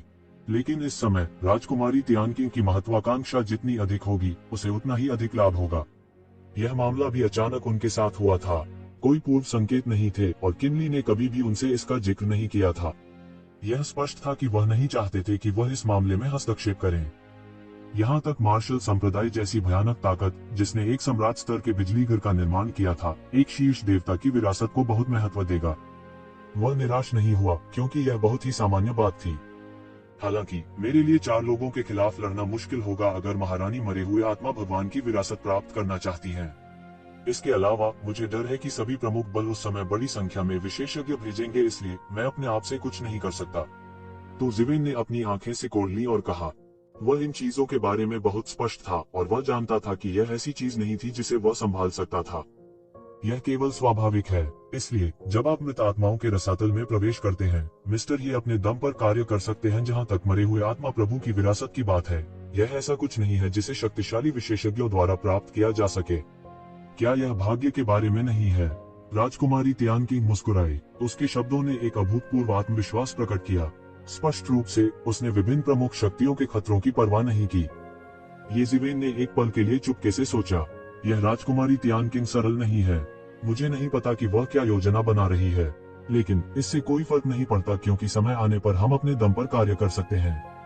चूंकि यह मामला है तो यह ये सम्मानपूर्वक स्वीकार करेगा। उसने हाथ जोड़कर कहा, श्री, तू वास्तव में एक सीधा साधा व्यक्ति है। राजकुमारी तियानकिंग मुस्कुराए और बोली, फिर मिस्टर ये को अच्छे से आराम करना चाहिए। अगर आपको कुछ चाहिए तो बस मुझे बताएं। मैं 3 महीने बाद व्यक्तिगत रूप से आपसे मिलने आऊंगा। फिर मैं तुम्हें बाहर नहीं देखूंगा। राजकुमारी तियानकिंग की आकृति सर्पिल में मुड़ी हुई थी। जैसे ही वह कमरे में गई, कमरे में केवल एक सुगंधित खुशबू रह गई। हीमो, तुम्हें क्या लगता है कि वह क्या योजना बना रही है? यह मामला सामान्य नहीं लगता है। इससे कोई फर्क नहीं पड़ता कि मैं इसे कैसे देखता हूँ। जैसा कि कहा जाता है, जब कुछ असामान्य होता है तो इसके पीछे एक राक्षस होना चाहिए। तू जिवेन ने भौहें चढ़ाई और कहा, किसी भी मामले में राजकुमारी तियानकिंग की स्थितियां थोड़ी बहुत अच्छी लग रही हैं। राक्षसी ऊर्जा का एक ढेर उसके बगल में फैल गया और एक कठोर और विद्वान दिखने वाले व्यक्ति में परिवर्तित हो गया। यह ये मो था। यूलियान की मौत के बारे में जानने के बाद से वह अधिक से अधिक कठोर हो गया था। वास्तव में वह एक वास्तविक दानव जैसा लग रहा था। कोई बात नहीं, इस मामले में आपके लिए नुकसान से ज्यादा फायदे हैं। हालांकि मुझे नहीं पता कि उसका उद्देश्य क्या है, लेकिन जैसा कि कहा जाता है, 10,000 बदलावों से निपटने के लिए मत बदलो। 10,000 बदलाव नहीं होंगे मूल सिद्धांत से विचलित। येमो ने कहा, आपके पास अभी भी 3 महीने हैं। कोशिश करें और देखें कि क्या आप उत्तर गहन जीवन क्षेत्र में प्रवेश कर सकते हैं। यदि आप उत्तर गहन जीवन क्षेत्र में प्रवेश कर सकते हैं तो आपकी ताकत दूसरे स्तर तक बढ़ जाएगी। यहाँ तक अगर आप एक शिखर का सामना करते हैं गहन जीवन क्षेत्र विशेषज्ञ, आप अपनी रक्षा करने में सक्षम होंगे। जब वह समय आएगा तो दुनिया कितनी भी बड़ी क्यों न हो, आप कहीं भी जा सकेंगे। इसमें डरने की क्या बात है? यद्यपि मैंने इस मृत आत्मा के रसातल में प्रवेश नहीं किया है, फिर भी मैं गणना कर सकता हूँ कि इस मृत आत्मा के रसातल में घातक आभा बहुत सघन है। यह निर्वाण तालाब से भी सघन है। गहन जीवन क्षेत्र के विशेषज्ञ अभी भी अपने शरीर में घातक आभा का विरोध कर सकते हैं, लेकिन गहन मृत्यु क्षेत्र के विशेषज्ञ बिल्कुल इसमें कदम रखने की हिम्मत नहीं करेंगे। ऐसा इसलिए है क्योंकि उनके शरीर में अंतहीन घातक आभा होती है। एक बार जब वे डेड सोल रसातल में कदम रखते हैं तो वे तुरंत अपने शरीर में घातक आभा का विस्फोट करेंगे और मौके पर ही मर जाएंगे। येमो ने कहा, वह अनुभवी और जानकार थे और उन्होंने दुनिया को जीतने के लिए दानव राजा का अनुसरण किया था। किस तरह का खतरनाक स्थिति के वह पहले नहीं देखा था। उसने लंबे समय से इन खतरनाक स्थितियों की प्रकृति को देखा था और कमोबेश कुछ अनुमान लगा सकता था। यदि कोई गहन मृत्यु क्षेत्र विशेषज्ञ नहीं है तो यह आपके लिए सबसे बड़ा सौभाग्य होगा। यदि गहन मृत्यु क्षेत्र विशेषज्ञ है तो आपके लिए हस्तक्षेप करने के बारे में नहीं सोचना सबसे अच्छा है। गहन मृत्यु क्षेत्र के विशेषज्ञ आपकी कल्पना से कहीं अधिक भयावह हैं। वे घातक आभा का उपयोग हमले के तरीके के रूप में करते हैं। यदि आप इसके संपर्क में आते हैं तो आप तुरंत बुढ़ापे से मर जाएंगे। येमो ने ये जिवेन को चेतावनी दी। ये जिवेन ने गंभीर अभिव्यक्ति के साथ अपना सिर हिलाया। हालांकि वह अभी भी गहन जीवन क्षेत्र में था, इसका मतलब यह नहीं था कि वह नहीं जानता था कि गहन मृत्यु क्षेत्र के विशेषज्ञ कितने भयावह थे। चाहे कुछ भी हो, मैं अब भी एकांत साधना में जाऊंगा और अपनी ताकत बढ़ाऊंगा। जब तक मैं परवर्ती गहन जीवन क्षेत्र में प्रवेश कर सकता हूं, तब तक मुझ में बचने का आत्मविश्वास होगा, भले ही मैं किसी चरम गहन जीवन क्षेत्र विशेषज्ञ का सामना करूं। फिर मुझे डर नहीं लगेगा, चाहे वह कुछ भी सोच रही हो। जब ये जिवेन एकांत में खेती कर रही थी तो पूरा इंपीरियल शहर उथल पुथल की स्थिति में था। डिवाइन यूनियन के लोगों ने ये जिवेन को खोजने की शपथ लेते हुए पहले ही पूरे इंपीरियल शहर को उलट दिया था। जैसे जैसे समय बीतता गया, अधिक से अधिक लोगों को पता चलने लगा कि गुई को ये जिवेन ने सील कर दिया है। सबसे पहले केवल प्रमुख शक्तियां जो दैवीय संघ पर ध्यान दे रही थी इस बारे में जानती थी।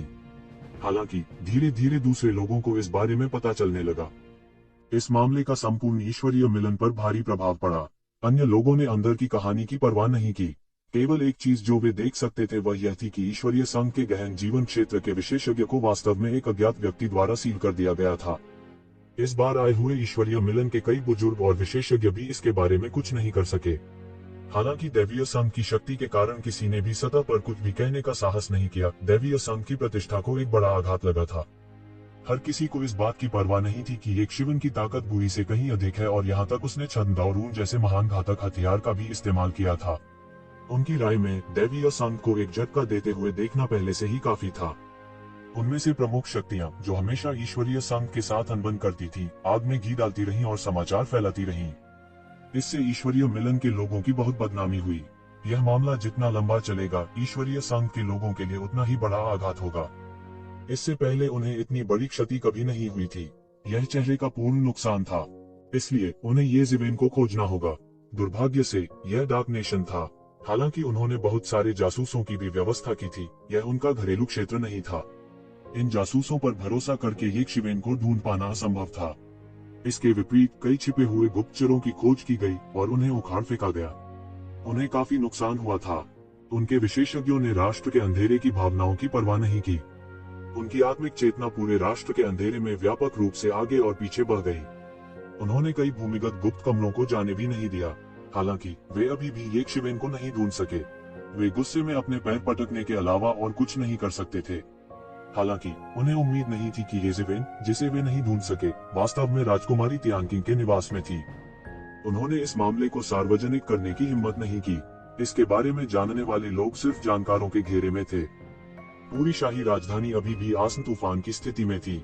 हालांकि आम लोगों को यह नहीं पता था कि प्रमुख संप्रदायों ने बड़ी संख्या में विशेषज्ञों को भेजा था। वे यह भी जानते थे कि एक सदी में एक बार होने वाला अनडेड स्पिरिट टाइड वापसी करने वाला था। हालांकि उनकी सीमा पहले से ही मरे हुए रसातल से बहुत दूर थी, फिर भी हर मरे हुए आत्मा का ज्वार राष्ट्र के अंधेरे को भारी नुकसान पहुंचाएगा। जब राष्ट्र की स्थापना हुई थी तब वह लगभग नष्ट हो चुका था। बाद में प्रमुख संप्रदायों के पंडितों ने अपने शिष्यों को वहां भेजा। हालांकि स्थिति काफी बेहतर थी और राष्ट्र के नष्ट होने का कोई खतरा नहीं था, फिर भी यह उनके लिए भारी झटका हो सकता था। यहाँ तक रॉयल कैपिटल में भी, जो मरे हुए रसातल से बहुत दूर था, हर कोई अभी भी आने वाले तूफान को महसूस कर सकता था। आसमान में बादल भी घने हो गए थे। हर कोई इंतजार कर रहा था। आम लोग इंतजार कर रहे थे। रॉयल कैपिटल में छिपे सर्वशक्तिमान विशेषज्ञ भी ध्यान देने लगे। द अनडेड स्पिरिट टाइड आ रहा था। गर्जन, दूर क्षितिज से एक अतुलनीय तेज गर्जना आई। इसने पूरे विशाल आकाश को पार कर लिया, शक्तिशाली और राजसी। यह किसी जीवित प्राणी की तरह की दहाड़ नहीं थी। यह एक निर्जीव वस्तु की सूखी, भयानक और भयानक ध्वनि थी। अगर लोग इसे सुनते भी तो उन्हें एक तरह का खौफनाक एहसास होता। एक घातक आभा उनके शरीर में रिस गई। इस समय आसमान में अंतहीन सर्द हवा चली। कुछ समय के लिए सूर्य और चंद्रमा ने अपनी चमक खो दी। अंधेरे के राष्ट्र का क्षेत्र मूल रूप से मौत के बादलों में डूबा हुआ था। इस समय सूर्य और चंद्रमा ने अपनी चमक पूरी तरह खो दी थी। सर्द हवा ने सीटी बजाई, जंगल में अंधेरा था और तारे भी ढके हुए थे। द अनडेड स्पिरिट टाइड आ रहा है। रॉयल कैपिटल में एक विशेषज्ञ ने आह भरी और कहा। येशिवेन अचानक अपनी बंद दरवाजे की साधना से जागे। वह अंतहीन घातक आभा से जाग गया था। अंतहीन मरणशील आभा ने पूरी दुनिया को भर दिया था। वह अपने एकांतवास से शुरू से जागा था, बस थोड़ा सा और अधिक। वह मदद नहीं कर सकता था, लेकिन आहें भरता था। उनके लिए और एक साधारण व्यक्ति के लिए सबसे बड़ी कठिनाई अनुभव संचित करना था। हालांकि वह इस बाधा को पार करने में सफल रहे। जब तक वह इसे समझ सकता था, गहन जीवन के उन्नत चरण में कदम रखना पत्थर की लकीर जैसा मामला होगा।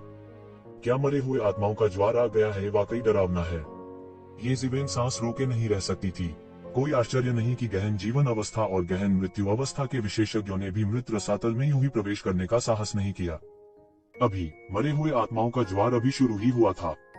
हालांकि वह महसूस कर सकता था कि 100,000 मील या यहाँ तक कि सैकड़ों हजारों मील के भीतर की घातक आभा इस घातक आभा से भरी हुई थी। यह घातक आभा लगातार किसी के शरीर को क्षत विक्षत कर रही थी। लगभग तुरंत इस घातक आभा ने उसके शरीर के भीतर वास्तविक युवान को स्वचालित रूप से पलटकर उसके शरीर की सतह पर तैरने का कारण बना दिया। इतनी बड़ी घातक आभा बनाने के लिए कितनी मरे हुए आत्माएं मरे हुए रसातल से रेंग कर निकली होंगी। येशिवेन खुद को चौंकने से नहीं रोक सकी। आखिरी बार उसने दानव द्वीप पर मरे हुए आत्माओं का वास्तव में भयानक हमला देखा था।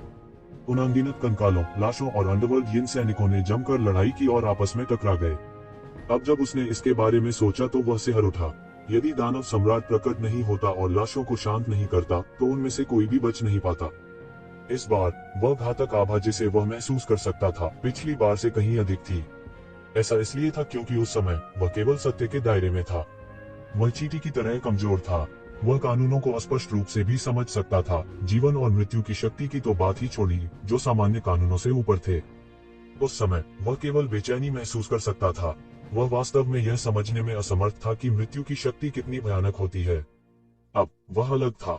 वह स्वाभाविक रूप से समझ सकता था कि यह घातक आभा कितनी भयानक थी। यह वास्तव में उसके शरीर की सतह पर आक्रमण कर रहा था। बिना किसी हिचकिचाहट के वह तुरंत अपनी दिव्य भावना से बह गया। 1000 मील, 10,000 मील, 1,00,000 मील, 1,00,000 मील। उसकी दिव्य भावना तुरंत अधिकतम तक फैल गई। गहन जीवन अवस्था के विशेषज्ञों के लिए सामान्य परिस्थितियों में उनकी दिव्य भावना का 1,00,000 मील तक फैल जाना कोई अजीब बात नहीं थी। किंवदंतियों के अनुसार देवता एक ही विचार से पूरी दुनिया को ढंक सकते थे। हालांकि यह पहले से ही उसकी सीमा थी। वह महसूस कर सकता था कि मृत्यु ऊर्जा भी उसी समय उसकी आत्मा को नष्ट कर रही थी। इसी दौरान उन्होंने एक हैरान कर देने वाला दृश्य देखा। एक अतुलनीय रूप से विशाल रसातल में एक घातक आभा में लिपटे भयानक अस्तित्व मरे हुए रसातल से बाहर रेंग रहे थे। भयानक मृत आत्मा जानवरों और राक्षसों ने अपने सिर आकाश की ओर उठाए और लंबी दहाड़ते हुए निकल गए। भयानक गर्जना के कारण पूरा शून्य ढह गया। वास्तव में उनके बीच गहन जीवन अवस्था और गहन मृत्यु अवस्था भी मौजूद थी। यह विशेष रूप से गहरा मृत्यु क्षेत्र मरे हुए जानवरों के लिए सच था। येज़िवेन के डिवाइन साइंस ने मुश्किल से उस क्षेत्र को कवर किया था जब मरे हुए जानवरों द्वारा इसकी खोज की गई थी। मरे हुए जानवरों ने येज़िवेन की दिव्य भावना को एक घूंट में निगल लिया। वे अतुलनीय रूप से उग्र थे। वास्तव में उसने गहन मृत्यु अवस्था के निकट जाने का साहस भी नहीं किया था। गहन जीवन अवस्था और गहन मृत्यु अवस्था के इन भयानक अधिपतियों के आसपास अनगिनत मृत आत्माएं, भूत सैनिक, लाश और क्रूर जानवर रसातल से रेंगकर बाहर आए। उनका कोई अंत नहीं था। वे मरे हुए आत्मा रसातल के पास जंगल में दौड़ने लगे। इसके अलावा वे डार्क नेशन के क्षेत्र में पूरे रास्ते तेज गति से दौड़ रहे थे। दूसरी ओर अंधेरे देश की सेना और हर तरफ के विशेषज्ञ सीमा पर जमा हो गए थे। डार्क नेशन प्रमुख ताकतों को अपने ज्वारीय तालाबों में हाथ फैलाने को बर्दाश्त कर सकता था, क्योंकि उनके पास और कोई विकल्प नहीं था। इससे भी महत्वपूर्ण बात यह है कि मरे हुए आत्माओं को बाहर रखने के लिए उन्हें इन प्रमुख संप्रदायों की ताकत उधार लेने की जरूरत थी। बूम! अंतहीन अनडेड स्पिरिट आर्मी और डार्क नेशन की सेना दो धाराओं की तरह थी जो भयंकर रूप से टकराई। जो लहरें फूट पड़ी वे खून से लाल हो गईं। एक पल में अनगिनत डार्क नेशन की सेना को इन अनडेड स्पिरिट्स ने निगल लिया। इसी तरह कई मरे हुए आत्माओं को सीधे तौर पर नष्ट कर दिया गया था। डार्क नेशन की सेना के हथियार भयानक रोशनी से झिलमिला रहे थे। उन्हें मरे हुए आत्माओं की शक्ति को नियंत्रित करने के लिए विशेष रूप से संसाधित किया गया था।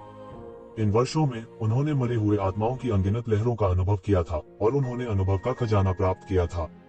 एक के बाद एक चौंकाने वाली टक्कर, न जाने कितनी जानें निगल गईं। इसी तरह कई मरे हुए आत्माओं की मौके पर ही मौत हो गई थी। मरे हुए आत्मिक उन्माद में गहन जीवन क्षेत्र और गहन मृत्यु क्षेत्र के अस्तित्व ने आखिरकार अपनी चाल चली। इस समय लंबे समय से प्रतीक्षित प्रमुख संप्रदायों के शक्तिशाली अस्तित्वों ने भी अपनी चाल चल दी थी। दोनों पक्षों ने चौंकाने वाली टक्करों की एक श्रृंखला शुरू की। देखते ही देखते सब कुछ जलमग्न हो गया। युद्ध के मैदान के करीब जाने का कोई रास्ता नहीं था, अन्यथा यह युद्ध के परिणाम द्वारा निगल लिया जाएगा। जब येज़िवेन ने देखना जारी रखना चाहा, तभी आंगन का दरवाजा अचानक खुल गया। महल की नौकरानी जो येज़िवेन को यहाँ ले गई थी, वह इस समय पहले ही आ चुकी थी। मिस्टर ये, हमारे रॉयल हाइनेस ने आपको आमंत्रित किया है। येज़िवेन ने देरी नहीं की क्योंकि वह अच्छी तरह जानता था कि राजकुमारी तियानकिंग इस समय उसे खोजने क्यों आई थी। इसका केवल एक ही कारण हो सकता था, मृत रसातल खुलने वाला था। उसने तुरंत एक हैंड सील बनाई। उसी समय दैवीय संघ के विशेषज्ञ जो अभी भी 13वें राजकुमार के निवास में थे, ने अचानक महसूस किया कि सील शब्द जो इस समय अभी भी पड़ा हुआ था, अचानक हिलना शुरू हो गया था। इसके अलावा यह सुनहरी रोशनी की एक गेंद में बदल गया था और बचने की कोशिश कर रहा था। क्या आपको लगता है कि बचना इतना आसान है? अचानक बूढ़े की आंखों में तेज चमक आ गई। फिर उसका पूरा शरीर सुनहरी रोशनी के एक गोले में बदल गया और सील शब्द के पीछे दौड़ पड़ा। उसने येज़िवेन को नहीं रोका। इसके विपरीत वह इस शब्द का इस्तेमाल येज़िवेन की लोकेशन का पता लगाने के लिए करना चाहता था। आखिरकार मैंने तुम्हें ढूंढ लिया है। तुम अंत में बाहर आ रहे हो। तुमने ईश्वरीय मिलन को अपमानित किया है। केवल तुम्हारा खून ही तुम्हारे द्वारा लाए गए अपमान को धो सकता है। गोरी चमड़ी वाले, बिना दाढ़ी वाले बूढ़े ने दांत पीस लिए। वह अच्छी तरह जानता था कि ईश्वरीय मिलन पहले ही अपना सारा चेहरा खो चुका था। यह पहले से ही बहुत शर्मनाक था कि वे पिछले 3 महीनों में इस मुहर के बारे में कुछ नहीं कर पाए थे। इन 3 महीनों के दौरान उन्होंने पहले ही कई तरीके सोच लिए थे। हालांकि वे अभी भी एक समाधान के साथ आने में असमर्थ थे। अगर येज़िवेन ने यह नहीं कहा होता कि वह बूढ़ी को 3 महीने बाद रिहा कर देगा, तो वे भी वापस लौटना चाहते थे और शुद्धिकरण के लिए पूछना चाहते थे और गहन मृत्यु क्षेत्र के विशेषज्ञों को ढूंढना चाहते थे। फिर भी ये 3 महीने उनके लिए यातना भरे रहे। अब आखिरकार भुगतान करने का समय आ गया था। वह येज़िवेन के टुकड़े टुकड़े कर देना चाहता था, तभी वे अपने पिछले अपमान को धो पाएंगे। हालांकि वे ईश्वरीय संघ की प्रतिष्ठा को बहाल नहीं कर सके, फिर भी यह येज़िवेन को बच निकलने देने से कहीं बेहतर था। हालांकि वह सील के बारे में कुछ नहीं कर सकता था, फिर भी वह बुरी नहीं था। सील उसका कुछ नहीं कर सकती थी, जो गहन जीवन क्षेत्र के चरम पर एक भयानक अस्तित्व था। हालांकि उन्होंने यह उम्मीद नहीं की थी कि सील शब्द की गति उनकी कल्पना से भी तेज होगी। ऐसा लग रहा था जैसे उसके पंख निकल आए हों और एक पल में गायब हो गए हों। धिक्कार है, धिक्कार है। यह कैसे हो सकता है? निश्चित रूप से वह अभी भी शाही शहर में है। धिक्कार है। वह कहाँ छिपा है? वह धीमी आवाज में दहाड़ा। हालांकि उन्हें सील शब्द नहीं मिला, लेकिन वे स्पष्ट रूप से महसूस कर सकते थे कि यह इंपीरियल सिटी में गायब हो गया था। इसका मतलब यह भी था कि येज़िवेन वास्तव में अभी भी शाही शहर में छिपा हुआ था। उन्होंने महसूस किया कि यह मूल रूप से उनका उपहास था। उन्होंने इंपीरियल सिटी को सील करने और इसे उलटने के लिए इतनी बड़ी लंबाई में चले गए थे। हालांकि वे अभी भी येज़िवेन को नहीं ढूंढ पाए थे। यह ऐसा था जैसे वे भूसे के ढेर में सुई ढूंढ रहे हों। जिस तरह वे खुद को दिलासा दे रहे थे कि येज़िवेन पहले ही शाही शहर छोड़ चुका है, वास्तविकता ने उनके चेहरे पर एक जोरदार तमाचा जड़ दिया। न केवल येज़िवेन अभी भी इंपीरियल सिटी में था, बल्कि ऐसा लग रहा था कि वह हमेशा इंपीरियल सिटी में था और उसने छोड़ा नहीं था। बात बस इतनी थी कि उनके पास उसे खोजने की क्षमता ही नहीं थी। इस बारे में सोचते हुए वह मदद नहीं कर सका, लेकिन इतना उदास महसूस किया कि वह खून की उल्टी करना चाहता था। वह वास्तव में पूरे इंपीरियल शहर को सील करना चाहता था और येज़िवेन को ढूंढना चाहता था। हालांकि वह जानता था कि यह बिल्कुल असंभव था। आखिरकार वहां सभी प्रमुख बलों के विशेषज्ञ मौजूद थे। वे यह देखने के लिए प्रतीक्षा नहीं कर सकते थे कि ईश्वरीय मिलन स्वयं को मूर्ख बना रहा है। वे संभवतः इससे कैसे सहमत हो सकते हैं? इसके अलावा अमृत सोल रसातल खुलने वाला था, इसलिए उन्हें अमृत सोल रसातल में प्रवेश करने के लिए समय के खिलाफ दौड़ लगानी पड़ी। यह मरे हुए आत्मा भगवान की विरासत थी। मृत आत्मा भगवान की विरासत की तुलना में येज़िवेन का मामला केवल महत्वहीन था। इस विचार से वह बदले बिना नहीं रह सका और गुस्से में 13वें राजकुमार के निवास पर लौट आया। अब जब अमृत सोल रसातल खुलने वाला था तो उसे ठीक से योजना बनानी थी। आंगन में येज़िवेन ने अपना हाथ हिलाया और शब्द सील, जो दिव्य चमक के साथ टिमटिमा रहा था, सीधे उसके शरीर में समा गया। उसे तब राहत महसूस हुई जब उसने महसूस किया कि गोरा दाढ़ी रहित बूढ़ा पहले ही जा चुका था। यदि बूढ़ा वास्तव में उसे पा लेता तो एक बड़ी लड़ाई अवश्यंभावी होती। मरे हुए आत्मा भगवान की विरासत को खोने से बचने के लिए निष्पक्ष चेहरे वाला दाढ़ी रहित बूढ़ा आदमी अब और देर नहीं करना चाहता था। वह कैसे नहीं कर सकता था? इस बूढ़े आदमी के साथ अब उलझना निश्चित रूप से एक अच्छा विचार नहीं था। सब कुछ चुपचाप हुआ। महल की नौकरानी जो रास्ता दिखा रही थी, उसने कुछ भी नहीं देखा। येज़िवेन पूरे रास्ते सामने वाले हॉल में चली गई। इस समय कई समर्पित लोग पहले ही आ चुके थे। सैनिकों को एक ही लड़ाई में इस्तेमाल करने के लिए 1000 दिनों तक प्रशिक्षित किया जाता था। पहले राजकुमारी के निवास ने उनके साथ अच्छे खाने पीने की व्यवस्था की थी, क्योंकि उन्हें इस समय उनकी मदद की जरूरत थी। उन्हें भी इस बात की जानकारी थी, इसलिए उन्होंने ज्यादा कुछ नहीं कहा। उनमें से येज़िवेन ने ओल्गियन, बूढ़ी औरत और अन्य लोगों को भी खोजा। हालांकि पहले की तुलना में वे निस्संदेह बहुत अधिक आरक्षित और शांत थे। उनमें अब वह अहंकारी और दबंग आभा नहीं थी। येज़िवेन द्वारा सबक सिखाए जाने के बाद वे आखिरकार समझ गए थे कि इसका मतलब क्या है कि हमेशा कोई तुमसे बेहतर होगा। हर कोई, मैंने आज सभी को यहाँ इकट्ठा किया है। सभी को समझना चाहिए कि क्यों। राजकुमारी तियानकिंग ने सभी की ओर देखा और कहा। सबने सहमति में सिर हिलाया। अब जब वे बड़ों के रूप में राजकुमारी के निवास में प्रवेश कर चुके थे, वे स्वाभाविक रूप से अच्छे या बुरे के लिए एक साथ बंधे रहेंगे। यदि भविष्य में कोई ऐसा दिन होता जब राजकुमारी तियानकिंग सिंहासन पर चढ़ती, तो वे सभी मेधावी विषय माने जाते। ऐसी स्थिति के प्रलोभन और लाभों ने उन्हें स्वयं को नियंत्रित करने में असमर्थ बना दिया। हालांकि वे जानते थे कि अन्य राजकुमारों की तुलना में राजकुमारी तियानकिंग का प्रभाव कुछ कमजोर था और उन लोगों की तुलना नहीं की जा सकती थी। हालांकि राजा द्वारा दी गई शर्त दिव्य उपकरण को पुनः प्राप्त करने की थी। जरूरी नहीं कि उन्हें आमने सामने लड़ना पड़े। यदि वे इसे पहले ही पा लेते और पर्याप्त भाग्यशाली होते, तो वे एक ही सीमा में स्वर्ग में चढ़ने में सक्षम हो सकते थे। आखिरकार वे केवल अभिषेक करने वाले थे। वे राजकुमारी तियानकिंग के सैनिक नहीं थे। हालांकि कुछ लोग राजकुमारी तियानकिंग के लिए मरने को तैयार थे, लेकिन वे बहुमत में नहीं थे। हम सब समझते हैं। ओल्गियन ने अपना मुंह खोला और इस समय कहा। वह इन समर्पित विशेषज्ञों के नेता थे। उसे येज़िवेन ने हराया था। हालांकि उसकी प्रतिष्ठा को ज्यादा नुकसान नहीं हुआ था, क्योंकि वे देख सकते थे कि येज़िवेन का उनके साथ खेलने का कोई इरादा नहीं था। यहाँ तक पिछले 3 महीनों में उसने उनसे एक बात भी नहीं की थी। इससे उन्हें यह भी एहसास हुआ कि वे एक ही विमान दुनिया से नहीं थे। वे अभिषेक करने वालों के रूप में अपनी स्थिति को बहुत महत्व देते थे। हालांकि येज़िवेन कोई थी जिसे राजकुमारी तियानकिंग भर्ती करने की पूरी कोशिश कर रही थी। उनके बीच का अंतर एक नजर में स्पष्ट था। इस वजह से यिन ओल्ड मैन की येज़िवेन के प्रति दुश्मनी बहुत कम हो गई। जब तक येज़िवेन ने अपने पद को खतरे में नहीं डाला, तब तक हर चीज पर चर्चा की जा सकती थी। इसके अलावा उसकी येज़िवेन के प्रति कोई शत्रुता रखने की हिम्मत नहीं थी। उसे पहले ये शिवेन ने सबक सिखाया था। राजकुमारी तियानकिंग ने फिर से ये शिवेन को देखा। उसे सिर हिलाता देखकर उसने कहा, उस मामले में मैं और कुछ नहीं कहूंगी। चलो तुरंत चलते हैं, हम पहले से ही बहुत से लोगों से पीछे हैं। सभी ने सिर हिलाया। राजकुमारी तियानकिंग के नेतृत्व में वे राजकुमारी के महल से बाहर निकल गए। सामान्यतः आकाश में उड़ने की अनुमति नहीं थी। यहाँ तक प्रमुख संप्रदायों के शिष्य भी सम्मान दिखाने के लिए आकाश में यूं ही नहीं उड़ेंगे। हालांकि पूरे राजा के शहर में अस्त व्यस्तता थी। इस बात पर किसी का ध्यान नहीं गया। अंधेरे के वर्तमान देश के लिए सर्वोच्च प्राथमिकता मरे हुए प्राणी उन्माद को रोकना था। प्रत्येक मरे हुए प्राणी उन्माद एक आपदा थी जो संभवतः अंधेरे के देश को नष्ट कर सकती थी। वे सीधे पूरी शाही राजधानी में उड़ गए और शाही राजधानी की गहराई में इंपीरियल पैलेस पहुंचे। इस समय शाही राजधानी भर के शक्तिशाली विशेषज्ञ बिना किसी बाधा के इंपीरियल पैलेस में उड़ गए। जाहिर है डार्क कंट्री के राजा भी इन संप्रदायों के असली उद्देश्य के बारे में बहुत स्पष्ट थे, इसलिए उन्होंने उन्हें बाधित करने की हिम्मत नहीं की। एक के बाद एक गहन क्षेत्र के विशेषज्ञों का प्रभामंडल, जो शायद ही कभी देखा गया था, यहाँ तक पूरी गहन दुनिया में भी इस समय प्रकट हुआ।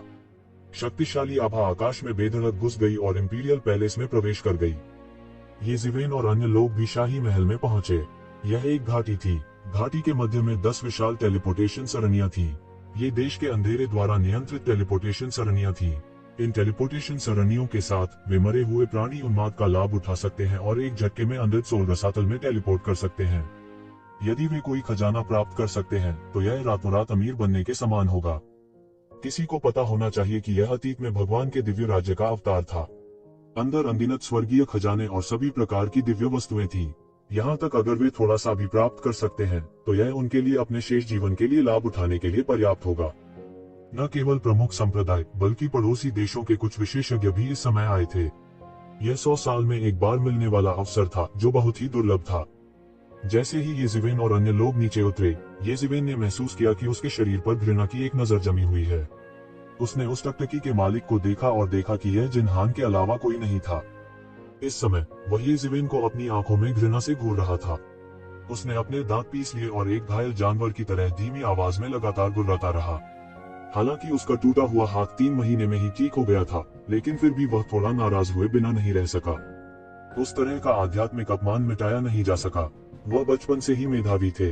बाद में उन्होंने 2000 वर्ष से अधिक की आयु में गहन जीवन क्षेत्र में प्रवेश किया था। भले ही उनकी तुलना प्रमुख संप्रदायों के उत्कृष्ट शिष्यों से न की गई हो, फिर भी बहुत अंतर नहीं था। वह जहाँ भी जाते लोग उनकी प्रशंसा करते। उन्हें इतना बड़ा नुकसान कभी नहीं हुआ था। सबसे महत्वपूर्ण बात यह है कि न केवल वह हार गया था, बल्कि उसे काले और नीले रंग से भी पीटा गया था। वो ये शिवेन की 3 चालों का सामना करने में भी सक्षम नहीं था। उसे इतनी बुरी तरह पीटा गया था कि वह लगभग बेहोश होकर जमीन पर गिर पड़ा था। यह बस एक बड़ा अपमान था। यह उनके जीवन की शर्म की बात थी। इस जीवन काल में इसे साफ नहीं किया जा सका। अगर वह साफ सफाई करना चाहता था तो एक ही रास्ता था कि एक शिवेन को मार दिया जाए। ये शिवेन को देखते ही उसकी आंखों में नफरत थी, लेकिन थोड़ी खुशी भी थी। उसकी अभिव्यक्ति ठंडी थी, जैसे वह किसी मरे हुए आदमी को देख रहा हो। इससे ये जिवेन को थोड़ा अजीब लगा और उसने अपने दिल की भौहें चढ़ा ली। यह टीम राजकुमारी हेयू की टीम थी। राजकुमारी तियानकिंग की टीम की तुलना में केवल ये जिवेन और ओल्ड हिन, जो कि प्रोफाउंड लाइफ रियलम विशेषज्ञ थे, अलग थे। प्रिंसेस हेयू की टीम में वास्तव में जिनहान के अलावा 4 अन्य प्रोफाउंड लाइफ रियलम विशेषज्ञ थे। हालांकि वे सभी दुष्ट कृषक थे, उनमें से प्रत्येक के पास एक वीर आभा थी और वे अतुलनीय रूप से शक्तिशाली थे। वे गहन जीवन क्षेत्र में कमजोर नहीं थे। उसे अचानक होश आया। कोई आश्चर्य नहीं कि इतने वर्षों में राजकुमारी तियानकिंग को उसके द्वारा दबा दिया गया था। अगर ये जिवेन ने चाल नहीं चली होती तो वह राजकुमारी हेयू के साथ प्रतिस्पर्धा करने में सक्षम नहीं होती। ओल्ड हिन, जो केवल एक गहरा जीवन क्षेत्र विशेषज्ञ था, उनके साथ प्रतिस्पर्धा करने में सक्षम नहीं होता। कोई आश्चर्य नहीं कि बहुत से लोगों ने कहा कि राजकुमारी हेयू का प्रभाव इतना महान था कि इसकी तुलना लगभग 13वें राजकुमार से की जा सकती थी, जो सिंहासन के लिए एक लोकप्रिय उम्मीदवार था। यह ज्ञात होना चाहिए कि इस पहलू में महिलाओं का एक सहज नुकसान था। उनके लिए सामान्य राजकुमारों की तुलना में विशेषज्ञों की भर्ती करना अधिक कठिन था। इससे यह देखा जा सकता है कि यद्यपि राजकुमारी हेयू राजकुमारी तियानकिंग के सामने थोड़ी दबंग थी, लेकिन वह निश्चित रूप से एक गुणी व्यक्ति थी। लोगों के बीच ये ड्रैगन और फीनिक्स, चाहे वे पुरुष हो या महिलाएं, निश्चित रूप से सामान्य लोग नहीं थे।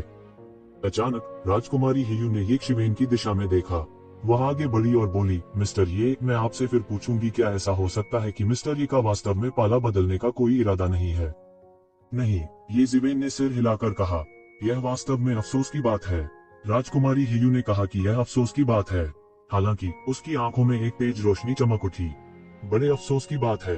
यदि तुम मेरे लिए काम नहीं करते हो तो तुम केवल मर सकते हो। इस समय उसके पीछे एक गहन जीवन क्षेत्र विशेषज्ञ ने एक कदम आगे बढ़ाया। यह एक अधेड़ उम्र का व्यक्ति था जो अपने जीवन के शिखर पर था। उनकी जीवटता शक्तिशाली थी। यह कदम अपने साथ एक मजबूत दमनकारी ताकत लेकर आया जिसने येकशिवेन को कुचल दिया। उसकी नजर अचानक येकशिवेन की ओर गई और उसने ठंडेपन से कहा, तुम वही येकशिवेन हो। उसने येकशिवेन की ओर ठंडी निगाहों से देखा। उसकी आंखें बर्फ जैसी ठंडी और भावहीन थी। इससे लोगों को ऐसा लगा जैसे वे किसी बर्फ की गुफा में गिर गए हों। जाहिर है वह येकशिवेन से अंदर तक नफरत करता था। येकशिवेन को थोड़ा होश आया। यह मध्यम आयु वर्ग का व्यक्ति राजकुमारी हियू के समूह में एक शीर्ष विशेषज्ञ भी था। वह गहन जीवन क्षेत्र के मध्यवर्ती चरण के शिखर पर पहले ही कदम रख चुका था। वह गहन जीवन क्षेत्र की अंतिम अवस्था से बस एक कदम दूर था। प्रोफाउंड लाइफ रियलम के विशेषज्ञों में भी उन्हें कमजोर नहीं माना जाता था। वह अत्यंत अत्याचारी था। आप कौन हैं? येकशिवेन ने बिना किसी शिष्टता के पूछा। मैं जिनहान का मालिक हूँ, अधेड़ उम्र के आदमी ने ठंडेपन से कहा। ये जीवेन, सावधान रहें। यह एक शक्तिशाली व्यक्ति है जिसे राजकुमारी हियू ने हाल ही में भर्ती किया है। वह नेदर घोस्ट ब्लेड मॉन्स्टर है। इस व्यक्ति का अजीब मिजाज है। मुझे नहीं पता कि वह कितने समय तक जीवित रहा, हालांकि वह हमारे देश के अंधेरे में भी बहुत प्रसिद्ध है। इस समय राजकुमारी तियानकिंग ने तुरंत येजीवेन को एक संदेश प्रेषित किया। उसे डर था कि उसे नुकसान होगा। जिनहान के विपरीत यह नेदर घोस्ट ब्लेड मॉन्स्टर स्पष्ट रूप से जिनहान की तुलना में बहुत अधिक अत्याचारी था। हालांकि वे दोनों गहन जीवन क्षेत्र में थे, जिनहान ने अभी गहन जीवन क्षेत्र के प्रारंभिक चरण में कदम रखा था। दूसरी ओर यह नेदर घोस्ट ब्लेड मॉन्स्टर एक शक्तिशाली अस्तित्व था जो कि profound life realm late stage से केवल एक कदम दूर था। उनके बीच की खाई स्वतः स्पष्ट थी। राजकुमारी तियानकिंग और भी अधिक जानती थी। यह नेदर घोस्ट ब्लेड मॉन्स्टर हमेशा कुंवारा रहा है। उसका कोई प्रभाव नहीं था। उन्होंने केवल कुछ ही शिष्यों को स्वीकार किया था। उनके शिष्यों में जिनहान सबसे होनहार थे। वे अकेले भी थे जिन्होंने गहन जीवन क्षेत्र में कदम रखा था। भविष्य में उसके लिए यह संभव था कि वह अपनी विरासत को प्राप्त कर सके। वो सब कुछ नजरअंदाज कर सकता था, लेकिन वो जिनहान को नजरअंदाज नहीं कर सकता था। मूल रूप से राजकुमारी हियू निश्चित रूप से नीदरलैंड घोस्ट ब्लेड मॉन्स्टर की भर्ती करने में सक्षम नहीं होगी। हालांकि प्रोत्साहन के रूप में येजीवेन के साथ यह कहना मुश्किल था।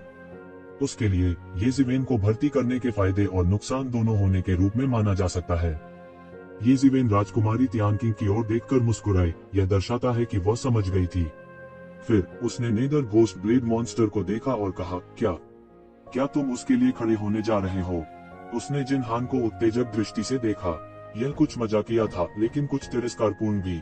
अचानक जिनहान अपने दांतों को कुतरने से नहीं रोक सका। उसे हेय दृष्टि से देखा जा रहा था। वह वास्तव में नीचे देखा जा रहा था। यह सही है। The nether ghost blade monster ने सिर हिलाया। उसे इनकार करने का जरा सा भी इरादा नहीं था। इसमें अजीब क्या है? अगर मैं तुम्हें धमकाता हूँ तो तुम्हारे मालिक भी मेरे साथ परेशानी की तलाश में आएंगे। यह एक बहुत ही सामान्य बात है। मुझे धमकाओ। यह इस बात पर निर्भर करता है कि तुम में ऐसा करने की क्षमता है या नहीं। येजीवेन ने उदासीनता से कहा। वह जरा सा भी क्रोधित नहीं था। आज मैं अपने शिष्य के लिए न्याय मांगना चाहता हूँ। यह बहुत सरल है। आपने मेरे शिष्य की दोनों भुजाएं तोड़ दी, इसलिए मुझे ज्यादा कुछ नहीं चाहिए। जब आप अपनी दोनों भुजाएं काट देंगे, मैं आपको जाने दूंगा। The nether ghost blade monster ने दृढ़ और निर्णायक तरीके से कहा। उन्होंने जरा सा भी विरोध नहीं होने दिया। उसे परवाह नहीं थी कि येकशिवेन क्या सोच रहा है। मेरी बाहें काट दो। कितना बड़ा स्वर है, येजीवेन ने ठंडेपन से कहा। नौजवान, अधिक ढिठाई मत करो। मैं तुम्हारे संप्रदाय के बुजुर्गों की ओर से तुम्हें एक सबक सिखाना चाहता हूँ। मैं चाहता हूँ कि आप यह जान लें कि आप बहुत गीक नहीं हो सकते। The nether ghost blade monster ने कहा, मुझे एक सबक सिखाओ, फिर आओ और कोशिश करो। तुम्हारा शिष्य मेरे दो घूंसे भी नहीं रोक सकता। मुझे नहीं पता कि उसके गुरु के रूप में तुम थोड़े मजबूत हो सकते हो। एक पुराने राक्षस होने के अलावा इस नीदरलैंड घोस्ट सेबर मॉन्स्टर का एक विलक्षण व्यक्तित्व था। वह एक कुंवारा था और दूसरे लोगों के विचारों और विचारों की परवाह नहीं करता था। उन्होंने इस बात की भी परवाह नहीं की कि दूसरे लोग क्या सोचते हैं। मुझे सबक सिखाओ, फिर आओ और कोशिश करो। आपका शिष्य मेरे दो घूंसे भी नहीं रोक सका। मुझे आश्चर्य है कि क्या आप उसके स्वामी के रूप में थोड़े मजबूत हो सकते हैं। येजीवेन ने उदासीनता से कहा। The nether ghost sabre monster की अभिव्यक्ति तुरंत बदल गई। उसने आसमान की तरफ देखा और हंसा। हा हा हा हा, अच्छा कहा, तो मैं तुम्हें देखने दूंगा कि क्या मैं उससे थोड़ा अधिक शक्तिशाली हो सकता हूँ। घोस्ट सेबर मॉन्स्टर नहीं है, तुम एक बुजुर्ग हो। जिनहान और येजिवेन के बीच पिछली लड़ाई सिर्फ साथियों के बीच की लड़ाई थी। येजिवेन ने किसी भी भारी हाथ का उपयोग नहीं किया। मुझे मत बताओ कि तुम अभी भी अपनी स्थिति की अवहेलना करना चाहते हो और उस पर हमला करो। इस समय राजकुमारी तियानकिंग झट से चिल्लाए। राजकुमारी तियानकिंग, मुझे मत बताओ कि तुम उसकी रक्षा करना चाहती हो। जिनहान के हाथों को तोड़ना भारी हाथ नहीं है। The nether ghost sabre monster ने राजकुमारी तियानकिंग पर नजर डाली और कहा। हालांकि वह गहन जीवन क्षेत्र के मध्यवर्ती चरण के शिखर पर एक विशेषज्ञ था, फिर भी उसने इन राजकुमारों और राजकुमारियों को अंधेरे देश के क्षेत्र में अनदेखा करने का साहस नहीं किया। आखिर वह उन राक्षसी संप्रदायों का शिष्य तो नहीं था। वह पूरे देश के अंधेरे की विशाल शक्ति को अनदेखा नहीं कर सका। झगड़े में आकस्मिक चोटें अपरिहार्य हैं। यदि उसके हाथ तोड़ना भारी हाथ है तो तुम्हारा क्या, मेरे हाथों को काटने के बारे में क्या? येजिवेन ने उपहास किया और अपनी आंखें सिकोड़ ली क्योंकि उसने नेदर घोस्ट सेबर मॉन्स्टर को देखा। भूल जाओ, अब यह कहने का कोई मतलब नहीं है। घोस्ट सेबर मॉन्स्टर नहीं, मैं देखना चाहता हूँ कि तुम कितने मजबूत हो। दुर्भाग्य से मैं भी कृपाण का उपयोग करता हूँ। यदि तुम मेरे हाथ काटना चाहते हो तो मैं तुम्हें तब तक पीटूंगा जब तक कि तुम जीवन भर कृपाण का उपयोग करने का साहस नहीं करोगे। उद्धरण चिन्ह। जैसे ही येजिवेन की आवाज गिरी, राजकुमारी तियानकिंग को पता चल गया था कि दोनों पक्षों के बीच संघर्ष अपरिहार्य था। उसने पहले ही एक शिवेन को बचाने की कोशिश की थी। वह केवल इतना कह सकती थी कि उसे नहीं पता कि उसे नीचे के भूत सेबर राक्षस से इस तरह बात करने का आत्मविश्वास कहां से मिला। यह येजिवेन वास्तव में एक अधर्मी व्यक्ति था जिसने अपनी आंखों में कई वर्षों से प्रसिद्ध भूत सेबर मॉन्स्टर की परवाह नहीं की। आपने मुझे तब तक पीटा जब तक कि मैं अपनी कृपाण का उपयोग करने की हिम्मत नहीं करता। इतने सालों से किसी ने भी मुझसे इस तरह बात करने की हिम्मत नहीं की। घोस्ट ब्लेड मॉन्स्टर ने उपहास किया और उसकी अभिव्यक्ति और भी क्रूर हो गई। वो एक शिवेन से पूरी तरह से चिढ़ गया था। राजकुमारी तियानकिंग, हालांकि मैं आपके शाही परिवार के साथ कोई संघर्ष नहीं करना चाहती, इसका मतलब यह नहीं है कि मेरे पास गुस्सा नहीं है। आपको आज इस मामले में हस्तक्षेप करने की आवश्यकता नहीं है। यह ऐसा कुछ नहीं है जिससे आप हस्तक्षेप कर सकें। आज मुझे उसे मार देना चाहिए। The nether ghost blade monster की हत्या का इरादा बढ़ गया और एक अजीब घटना सामने आई। एक दुर्भावनापूर्ण भूत की उपस्थिति बनाते हुए अंतहीन जैन युवान बढ़ गया। यह ज्ञात नहीं था कि इसे पालने के लिए इसने कितनी क्रोधी आत्माओं को खा लिया था। यह एक स्पिरिट पेट की तरह था, लेकिन यह अपने शरीर में विलीन हो गया था। रॉयल सिस्टर, क्या आप वास्तव में दूसरों को हमारे शाही परिवार को ऐसे समय में मजाक के रूप में देखना चाहती हैं? राजकुमारी तियानकिंग को अभी हार नहीं माननी थी। इसके बजाय उसने अपना ध्यान राजकुमारी हेयू की ओर लगाया। ऐसा नहीं है। Senior nether ghost sabre monster का सीधा स्वभाव है, हालांकि वह एक अनुचित व्यक्ति नहीं है। यह सुनिश्चित करना बहुत आसान है कि एक शिवेन मर न जाए, अर्थात उसे अपना शिष्य बनाना है। नहीं तो मैं उसकी रक्षा नहीं कर पाऊंगी, राजकुमारी हेयू ने कहा। इस समय राजकुमारी तियानकिंग को आखिरकार समझ में आ गया कि राजकुमारी हेयू ने अभी तक येजिवेन को चाहना नहीं छोड़ा था। उसने कभी किसी को नहीं देखा था जो उसकी शाही बहन को इतना परेशान कर सके। शायद यह इसलिए था क्योंकि कोई भी येजिवेन जैसा नहीं था जिसने अपनी शाही बहन को इतने सारे वार दिए थे। किसी ने कभी उसका इस तरह मुंह मोड़ने की हिम्मत नहीं की थी। यह असंभव है। राजकुमारी तियानकिंग को अभी बोलना बाकी था जब येशिवेन ने सीधे मना कर दिया। उसकी भौहें थोड़ी झुर्रीदार थीं। इस नेदर घोस्ट सेबर मॉन्स्टर की उपस्थिति निश्चित रूप से राजकुमारी हेयू से संबंधित थी। इससे राजकुमारी हेयू के बारे में उनकी धारणा पहले ही सबसे निचले बिंदु पर आ गई थी। फिर मेरे पास और कोई रास्ता नहीं है। क्या अफसोस है, राजकुमारी तियानकिंग ने उदासीनता से कहा। उसकी आंखों में एक अवर्णनीय तेज था। उस मामले में महामहिम, मैंने पहले ही आपको चेहरा दे दिया है। मुझे आशा है कि आप बाकी में हस्तक्षेप नहीं करेंगे। अचानक गहन जीवन क्षेत्र के नीचे के विशेषज्ञों का रंग बदल गया। उनका रंग घातक रूप से पीला पड़ गया और वे जल्दी से पीछे हट गए। खुश नेदर घोस्ट सेबर मॉन्स्टर का शरीर अचानक एक आश्चर्यजनक ब्लेड लाइट के साथ फट गया। यह सीधे आकाश में उड़ गया, जिससे तुरंत पूरी राजधानी के मैट्रिक्स से तीव्र प्रतिक्रिया हुई। इसने अभी अभी अपनी चाल चली थी, लेकिन इसने पहले ही भारी उतार चढ़ाव पैदा कर दिया था। नेदर घोस्ट सेबर मॉन्स्टर की ताकत वास्तव में निर्विवाद थी। यह ब्लेड लाइट हिमश्वेत और अतुलनीय रूप से चमकदार थी। यह इतना सफेद था कि इसने लोगों को झकझोर कर रख दिया। बूम! ब्लेड लाइट सीधे कट गई। ब्लेड लाइट ने स्वर्ग और पृथ्वी को काट दिया। तीव्र ब्लेड प्रकाश ने एक शक्तिशाली दबाव बनाया जो पक्ष में बह गया। टूटा हुआ खालीपन सीधे येशिवेन के चेहरे की ओर फैल गया। इस समय येशिवेन, जो पहले से बिना हिले डुले खड़े थे, ने आखिरकार अपनी चाल चल दी। खुश, उनकी पहली चाल एक आश्चर्यजनक ब्लेड लाइट थी। उसने ब्लेड का भी इस्तेमाल नहीं किया। उसने इस तरह के भयानक ब्लेड लाइट को काटने के लिए केवल अपने नंगे हाथों का इस्तेमाल किया था। बूम! दो ब्लेड लाइट शून्य में टकरा गईं। सुनहरी रोशनी और गहरे रंग में जमकर टक्कर हुई। उनमें से प्रत्येक ने आधी दुनिया पर कब्जा कर लिया, मानो सब कुछ कवर कर रहा हो। दो सेबर लाइट्स अपने अपने बलों के बल पर पूरी तरह से गायब हो गईं। डालने के लिए कोई अतिरिक्त बल भी नहीं था।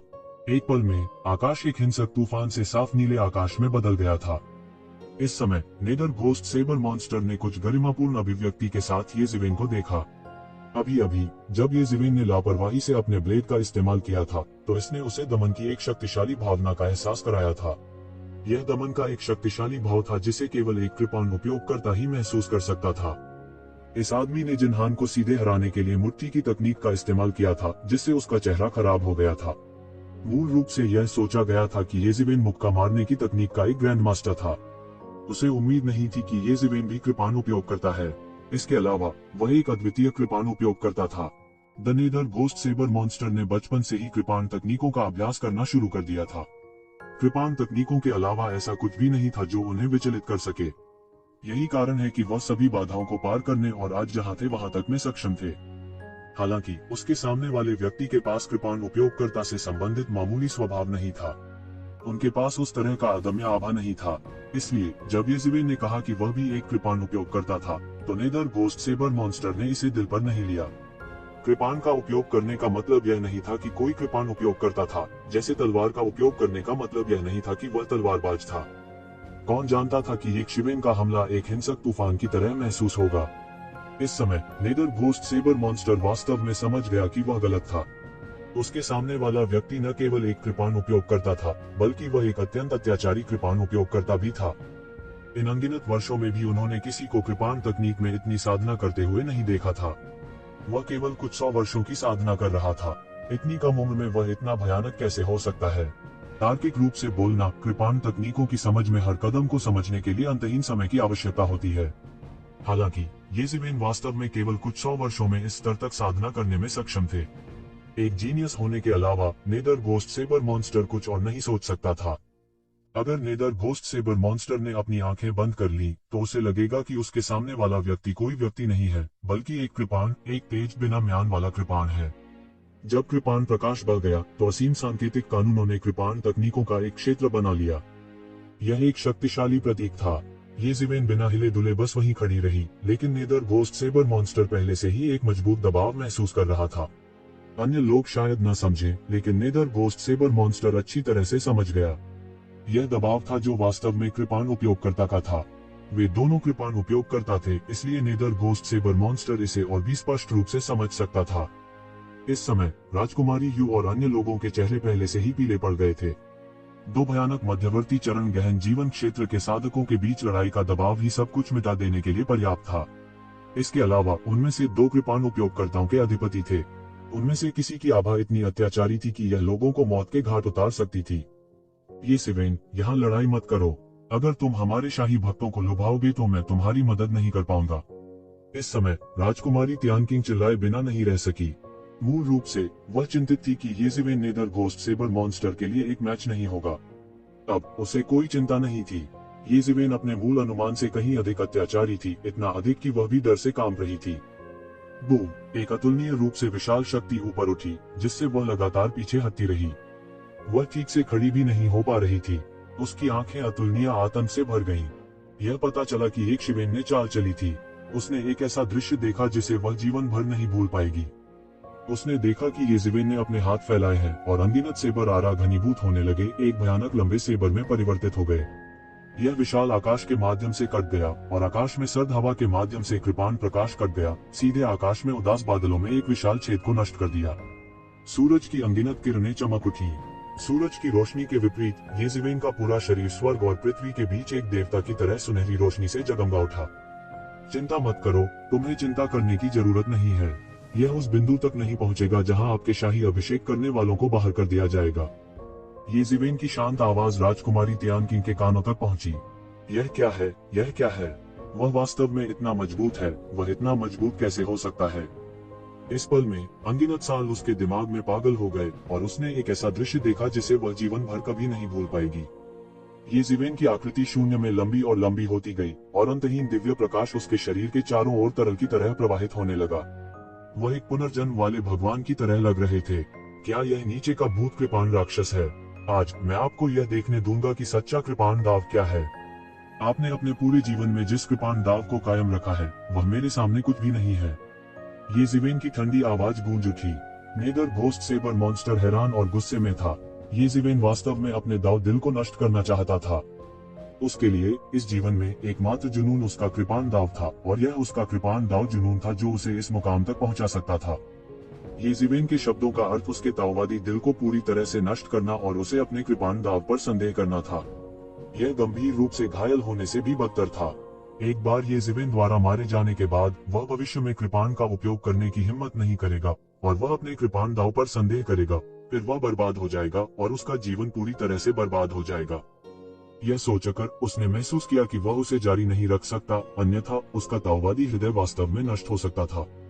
इतना शातिर दिल, वह स्पष्ट रूप से भयानक कृपाण आभा को सीधे नीचे दबाते हुए महसूस कर सकता था और उसे अब यक्षिवेन की ताकत पर संदेह नहीं था। शुआ, उसने सीधा हमला किया। एक आश्चर्यजनक ब्लेड लाइट टूट गई। उसने अपनी पूरी ताकत लगा दी। ब्लेड प्रकाश शून्य में एक दुर्भावनापूर्ण भूत में बदल गया। इसने आसमान की ओर देखा और एक लंबी और तेज गर्जना की। फिर यह एक बड़े खूनी मुंह में बदल गया और उसे कुचलने के लिए ये शिवेन की ओर दौड़ा। और इस समय ये शिवेन ने सीधे हमला किया। तेज तेज तेज। उसकी कृपाण की रोशनी चरम पर थी, या यूं कहें कि उसकी हमले की गति चरम पर थी। लगभग एक पल में तैयारी से लेकर कृपाण को मारने तक सब कुछ एक सांस में किया गया था। और इस समय तलवार की रोशनी सीधे नीचे गिर गई। दुर्भावनापूर्ण भूत का शरीर टकराना, सोने और लोहे के टकराने जैसी आवाज। यह दुर्भावनापूर्ण भूत पहले से ही एक ठोस शरीर में बदल गया था और यह सोने और पत्थर से भी सख्त था, लेकिन उसे ये उम्मीद नहीं थी कि ये जीवेन की कृपाण सीधे आधे में गिर जाएगी। यह साधारण कृपाण आभा नहीं थी, बल्कि अनगिनत क्रोधित आत्माएं और कृपाण आभा एक साथ संघनित थी। यह भी एक जीवित प्राणी था, लेकिन ये शिवेन की कृपाण से सीधे आधे में कट गया था। यह सीधे मौके पर चिल्लाया और लगातार संघर्ष किया, लेकिन कोई रास्ता नहीं निकला। जीवेन की कृपाण नीचे गिर गई और उसकी आत्मा टूट गई। शरीर काफी देर तक मध्य हवा में संघर्ष करता रहा और फिर मृत अवस्था में जमीन पर गिर गया। भूत कृपाण राक्षस का शरीर हवा में कांपने लगा और उसे विश्वास नहीं हुआ। वह हजारों वर्षों से दुर्भावनापूर्ण भूतों को खाना खिला रहा था और यह अज्ञात था कि वर्तमान पैमाने तक पहुंचने के लिए उसने कितनी नाराज आत्माओं को खिलाया था, लेकिन अब ये जीवेन की कृपाण ने इसे पूरी तरह से काट दिया था। यह क्या है? ये शिवेन इतनी अत्याचारी कैसे हो सकती है? इस समय राजकुमारी हियू अपने सामने के दृश्य को देखकर अवाक रह गई। ऐसा लगता था कि ये नेदर घोस्ट ब्लेड मॉन्स्टर को ये जीवेन के हाथों हार का सामना करना पड़ा था। उसके लिए यह सिर्फ एक चमत्कार था। उसके लिए नेदर घोस्ट ब्लेड मॉन्स्टर ही एकमात्र अस्तित्व था जिसे वह अब भर्ती कर सकती थी, और यह सबसे मजबूत विशेषज्ञ भी थी जिसके साथ वह संपर्क में आ सकती थी। यह बस एक भगवान की तरह था। अगर यह उसके बेहतर तरीकों और इस तथ्य के लिए नहीं था कि उसके पास शाही परिवार का नाम था, तो वह सीधे नीदरलैंड के ब्लेड मॉन्स्टर से बात करने में भी सक्षम नहीं होता। नीदरलैंड ब्लेड मॉन्स्टर के लिए इस स्तर की ताकत निस्संदेह एक चींटी की तरह थी। इसे गंभीरता से लेना उनके लिए संभव नहीं था। हालांकि इस तरह के किरदार को ये शिवेन ने अपनी आंखों के सामने लगभग हरा दिया था। हालांकि ये शिवेन ने केवल एक ब्लेड का इस्तेमाल किया था, लेकिन वो पहले से ही बहुत कुछ देख सकती थी। वह सिर्फ मजबूत नहीं थी, लेकिन वह एक देसी बॉबकिन भी नहीं थी जिसने कभी दुनिया नहीं देखी थी। इस समय यह न केवल राजकुमारी हेयू बल्कि राजकुमारी तियानकिंग भी थी। हम सभी उसके द्वारा धोखा खा गए हैं। किसने कहा कि उसके पास केवल प्रारंभिक गहन जीवन क्षेत्र की ताकत है? वह स्पष्ट रूप से मध्यवर्ती गहन जीवन क्षेत्र में है। वह निश्चित रूप से मध्यवर्ती गहन जीवन क्षेत्र में है। वह इस समय इसे कैसे नहीं देख सकती थी? वह अतुलनीय रूप से चौंक गई थी। ये जीवेन वास्तव में सरल नहीं थी। उसकी अपेक्षा से अधिक उसके माध्यम से देखना और भी कठिन था। इस समय नेदर घोस्ट ब्लेड मॉन्स्टर ने भी प्रतिक्रिया व्यक्त की। यह असंभव है। यह निश्चित रूप से वह ताकत नहीं है जो प्रारंभिक गहन जीवन क्षेत्र में हो सकती है। वह स्पष्ट रूप से एक शक्तिशाली ताकत महसूस कर सकता था जो उससे कम नहीं थी। नहीं, ब्लेड की समझ के मामले में ये जीवेन उससे भी बेहतर था। वह महसूस कर सकता था कि उसके शरीर के भीतर दाव हृदय ढह रहा था, इंच दर इंच धंसता जा रहा था। इस एहसास ने उसे पागल कर दिया। हालांकि वह जानता था कि उसकी ब्लेड की खेती निश्चित रूप से उच्चतम नहीं थी, फिर भी वह कभी भी एक छोटे से बवुआ पर ध्यान नहीं देता था जिसने केवल कुछ 100 वर्षों तक खेती की थी। एक ही संभावना थी, उनका जीतने का आत्मविश्वास पूरी तरह से टूट चुका था। वह पूरी तरह प्रभावित हो चुका था। प्रारंभिक गहरा जीवन क्षेत्र। तुम्हें किसने बताया कि मैं प्रारंभिक गहन जीवन क्षेत्र में हूँ? येज़ेबेल ने उदासीनता से कहा। उसके हाथ में लंबे ब्लेड ने एक बार फिर हमला किया। घनी सुनहरी रोशनी के नीचे एक ब्लेड की रोशनी हवा में चुभ रही थी। एक झटके में सूरज और चांद आगे पीछे हो गए। एक पल में यह पहले ही नेदर घोस्ट ब्लेड मॉन्स्टर के सामने झपट चुका था। किसी ने उम्मीद नहीं की थी कि एक शिवेन अपने ब्लेड से ऐसे ही हमला कर देगा। यह ब्लेड अपने सींग पर लटके हुए मृग की तरह था। यह अप्राप्य था। यह तभी प्रतिक्रिया करता है जब यह ठीक उसके सामने होता है। इस समय वह अपनी रक्षा के लिए अपनी प्रेत आभा को सक्रिय करना चाहता था। हालांकि यह पहले ही बहुत देर हो चुकी थी। टकराना। धातु के टकराने की तरह लगने वाली एक विशाल ध्वनि निकली। उसके शरीर पर भूत आभा कवच सबकी आंखों के सामने इंच दर इंच चकनाचूर हो गया। फिर ब्लेड आभा ने अपनी गति नहीं खोई। यह बेरहमी से उसके शरीर पर उतरा। हर कोई केवल इस क्षैतिज स्लैश द्वारा नेदर घोस्ट ब्लेड मॉन्स्टर को हवा में उड़ाते हुए देख सकता था। उसके मुंह से ताजा खून निकला। मध्यवर्ती गहन जीवन क्षेत्र का एक विशेषज्ञ पराजित हो गया था। इसके अलावा उसका शरीर जानलेवा पीला था। इस समय नेदर घोस्ट ब्लेड मॉन्स्टर अभी भी मध्य हवा में संघर्ष करना चाहता था। वह इस स्थिति से मुक्त होना चाहता था। येज़ेबेल के अचानक हमले से सभी चौंक गए थे। येज़ेबेल का एक आकस्मिक हमला आकाश और पृथ्वी को हिला देने के लिए पर्याप्त था। अभी भी यकीन नहीं हुआ। येज़ेबेल की ठंडी आवाज गूंज उठी। मैंने कहा कि मैं तुम्हें तब तक पीटूंगा जब तक तुम अपना आपा नहीं खो देते। टकराना। एक और ब्लेड की रोशनी नेदर घोस्ट ब्लेड मॉन्स्टर के शरीर पर उतरी। उसने उसे मौके पर ही आधा नहीं काटा। हालांकि यह बेरहमी से जमीन में पटक दिया। जमीन पर एक बड़ी दरार दिखाई दी। हर कोई एक शिवेन को अविश्वास से देख रहा था। पूरी प्रक्रिया को येज़ेबेल ने बहुत अच्छे से नियंत्रित किया था। हालांकि लड़ाई तीव्र थी, लेकिन इससे शाही महल को बहुत अधिक नुकसान नहीं हुआ। यह कैसा अद्भुत युद्ध कौशल था। इससे भी महत्वपूर्ण बात यह है कि इससे उन्हें यह भी समझ में आया कि एक शिवेन की युद्ध क्षमता नीदरलैंड के घोस्ट ब्लेड मॉन्स्टर से कहीं बेहतर थी। अन्यथा वह इसे इतनी कुशलता से कैसे नियंत्रित कर पाता। इस समय हर कोई अविश्वास में था। यह किस प्रकार का राक्षस था। यह नेदर घोस्ट ब्लेड मॉन्स्टर से भी ज्यादा भयानक था। हालांकि नेदर घोस्ट ब्लेड मॉन्स्टर की तुलना विभिन्न बड़े संप्रदायों की प्रतिभाओं से नहीं की जा सकती थी। यह एक भयानक अस्तित्व था जो पहले से ही हजारों वर्षों के लिए गहन जीवन क्षेत्र में कदम रख चुका था। भले ही इसने कोई प्रगति नहीं की हो, फिर भी इसे मध्यवर्ती गहन जीवन क्षेत्र के विशेषज्ञों में शीर्ष के रूप में माना जा सकता है। इसके अलावा यह उन्नत गहन जीवन क्षेत्र में कदम रखने से बस थोड़ा ही दूर था। उस समय इसकी स्थिति एक बार फिर से दूसरे स्तर पर आ जाएगी। यह पहले से बिल्कुल अलग होगा। हालांकि जिस बात से सभी को ठंडक महसूस हुई वह यह थी कि एक शिवेन ने कहा था कि वह अपने दाव दिल को नष्ट कर देगा, और उसने वास्तव में ऐसा किया। हालांकि नेदरवर्ल्ड घोस्ट ब्लेड मॉन्स्टर इस समय जीवित था। यह स्पष्ट था कि उसकी आंखों ने अपनी चमक खो दी थी। उसे कितना झटका लगा था यह पता नहीं चल सका है। यह ऐसा था जैसे किसी ने वास्तव में उसे बताया था कि वह जिस चीज में हमेशा विश्वास करता था वह गलत था। इसके अलावा यह कुछ ऐसा था जिस पर वह हजारों वर्षों से विश्वास करता था। यह प्रेरक शक्ति और जुनून भी बन गया था जिसने इसे आगे बढ़ाया।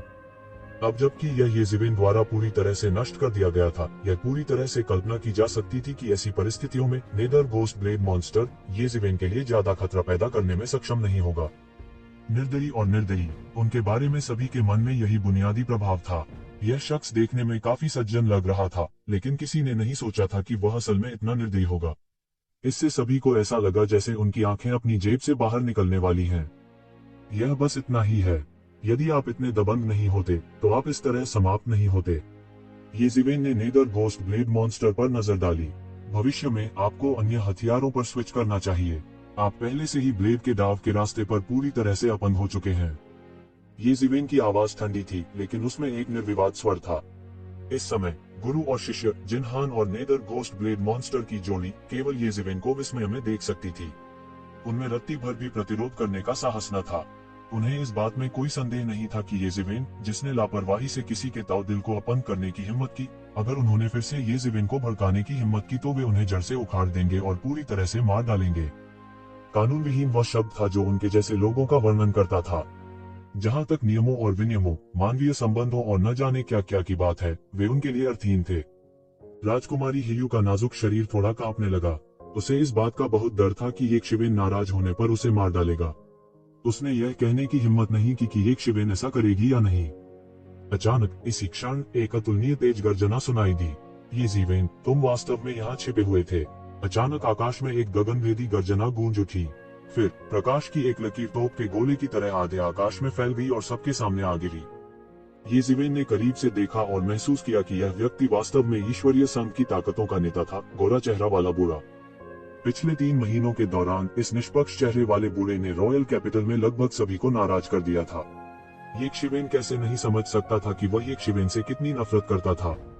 राजकुमारी तियानकिंग के चैनलों और किनली की जानकारी के माध्यम से येज़ेवेन ने जल्दी ही ईश्वरीय संघ के सभी विशेषज्ञों की बहुत अच्छी समझ हासिल कर ली। इस गोरे चमड़ी वाले दाढ़ी मूंछ वाले बूढ़े आदमी को आकाश मठ का बूढ़ा आदमी कहा जाता था। वह दिव्य संघ में एक प्रसिद्ध बुजुर्ग भी थे। उनके पास उग्र स्वभाव था और उन्होंने कभी किसी पर दया नहीं की जिसने दैवीय मिलन का विरोध करने का साहस किया। यह पहली बार नहीं था जब उसने एक पूरे परिवार का नरसंहार किया था। The old man of the heavenly नंगरीली ने भयानक आभा बिखेरी। उसकी जानलेवा आभा सभी दिशाओं में फैल रही थी, मानो वह कोई असुर हो जो किसी युद्ध के मैदान से रेंग कर बाहर आया हो। यह अज्ञात था कि इस तरह की भयानक जानलेवा आभा बनाने के लिए उसने कितने लोगों का वध किया था। येज़ेवेन को पता था कि वह इतनी भयानक जानलेवा आभा नहीं बना पाएगा, भले ही उसने उन सभी लोगों को जोड़ा हो जिन्हें उसने अपने पूरे जीवन में मार डाला था। वरिष्ठ, यह वह है, यह वह है। राजकुमारी हियू अचानक हिस्टीरिक रूप से चिल्लाए। वरिष्ठ, यह वह है, यह वह है। राजकुमारी हियू अचानक हिस्टीरिक रूप से चिल्लाए। ऐसा लग रहा था कि वो येज़ेवेन की भयावहता से डर गई है। उसे विश्वास नहीं हो रहा था कि उसने इतने मजबूत व्यक्ति को उकसाया है। उसने पहले ही अंडरवर्ल्ड ब्लेड मॉन्स्टर को भर्ती करने की पूरी कोशिश कर ली थी। इसके अलावा येज़ेवेन अंडरवर्ल्ड ब्लेड मॉन्स्टर से 10 गुना अधिक अत्याचारी था। उसने कल्पना करने की हिम्मत नहीं की कि अगर ऐसा ही चलता रहा तो यह किस तरह की भयावह स्थिति होगी। राजकुमारी हियू, संपूर्ण दिव्य संघ आपकी जानकारी के लिए बहुत आभारी है। स्वर्गीय ननवी के बूढ़े व्यक्ति ने झुककर और भी दबंग तरीके से कहा। राजकुमारी तियानकिंग, आपको पता होना चाहिए कि दिव्य मिलन इस व्यक्ति की तलाश में पहले ही 3 महीने बिता चुका है। मुझे मत बताओ कि तुम्हारे पास करने के लिए कुछ भी नहीं है। इस अपराधी को छुपाने के लिए कहो। उसने राजकुमारी हियू को घूर कर देखा, जैसे कि वह उससे उचित स्पष्टीकरण चाहता हो। अन्यथा वह निश्चित रूप से इस मामले को शांत नहीं होने देंगे। वह अंडरवर्ल्ड ब्लेड मॉन्स्टर से अलग था। अंडरवर्ल्ड ब्लेड मॉन्स्टर एक कुंवारा था। यदि यह आवश्यक नहीं होता तो वह डार्क नेशन के शाही परिवार को भड़काना नहीं चाहता। हालांकि स्वर्गीय ननवी का बूढ़ा आदमी अलग था। उसके पास एक बादशाह का समर्थन था, इसलिए वह जहां भी गया उसका सम्मान नहीं किया जाएगा। इसलिए उसे थोड़ी सी भी गलतफहमी नहीं हुई क्योंकि उसने उससे सीधे पूछताछ की। राजकुमारी हियू के हाव भाव बदलते रहे, मानो वह विचार कर रही हो कि कैसे उत्तर दिया जाए। यह मामला पहले ही हो चुका है, हम और क्या समझा सकते हैं। इसके अलावा आप इस तरह के धमकी भरे तरीके से हमारे पास आए हैं।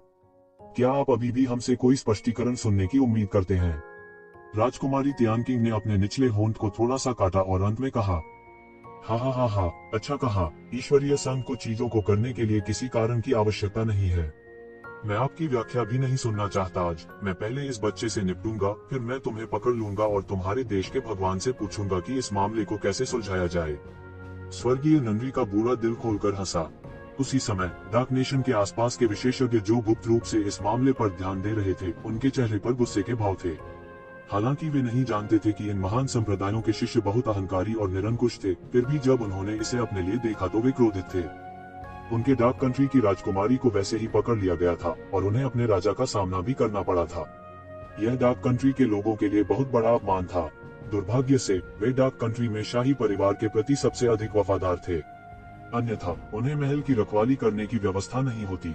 लेकिन वे कितने भी नाराज क्यों न हो, उन्होंने इसे दिखाने की हिम्मत नहीं की।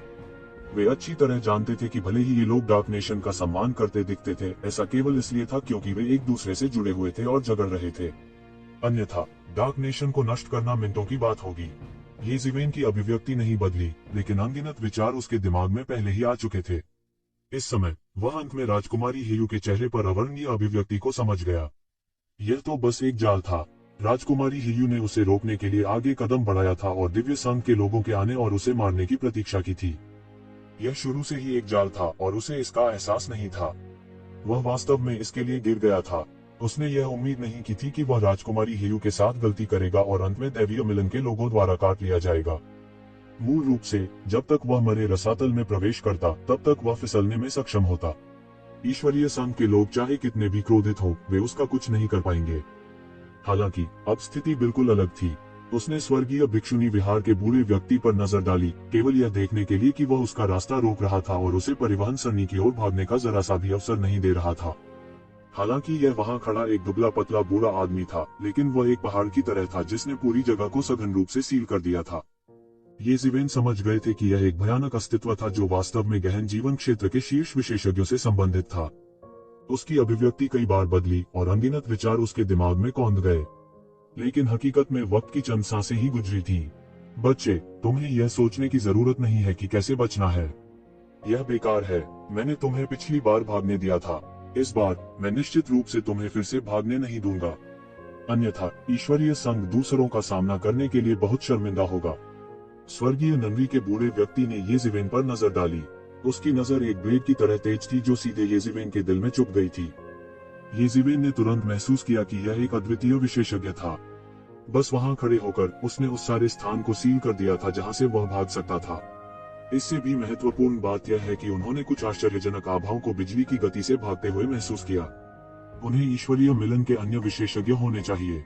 हालांकि उसने पहले सील शब्द का इस्तेमाल किया था ताकि ईश्वरीय संघ के कुछ विशेषज्ञों को नुकसान हो, लेकिन वह सही रास्ता नहीं था।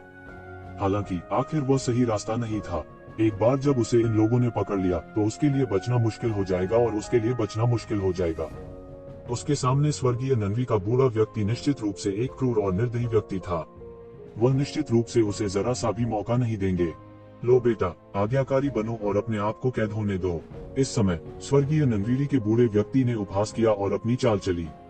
एक विशाल हथेली आकाश में फैली हुई थी और दुर्घटनाग्रस्त हो गई। यह एक चौंकाने वाले पिंजरे की तरह था जिसने पूरे स्थान को सील कर दिया था। समय और स्थान, पूरा आकाश सील कर दिया गया था। वह गहन जीवन क्षेत्र के शिखर पर एक शक्तिशाली अस्तित्व था। वह अतुलनीय रूप से क्रूर था और उसने प्राचीन और आधुनिक काल दोनों को हिला दिया था।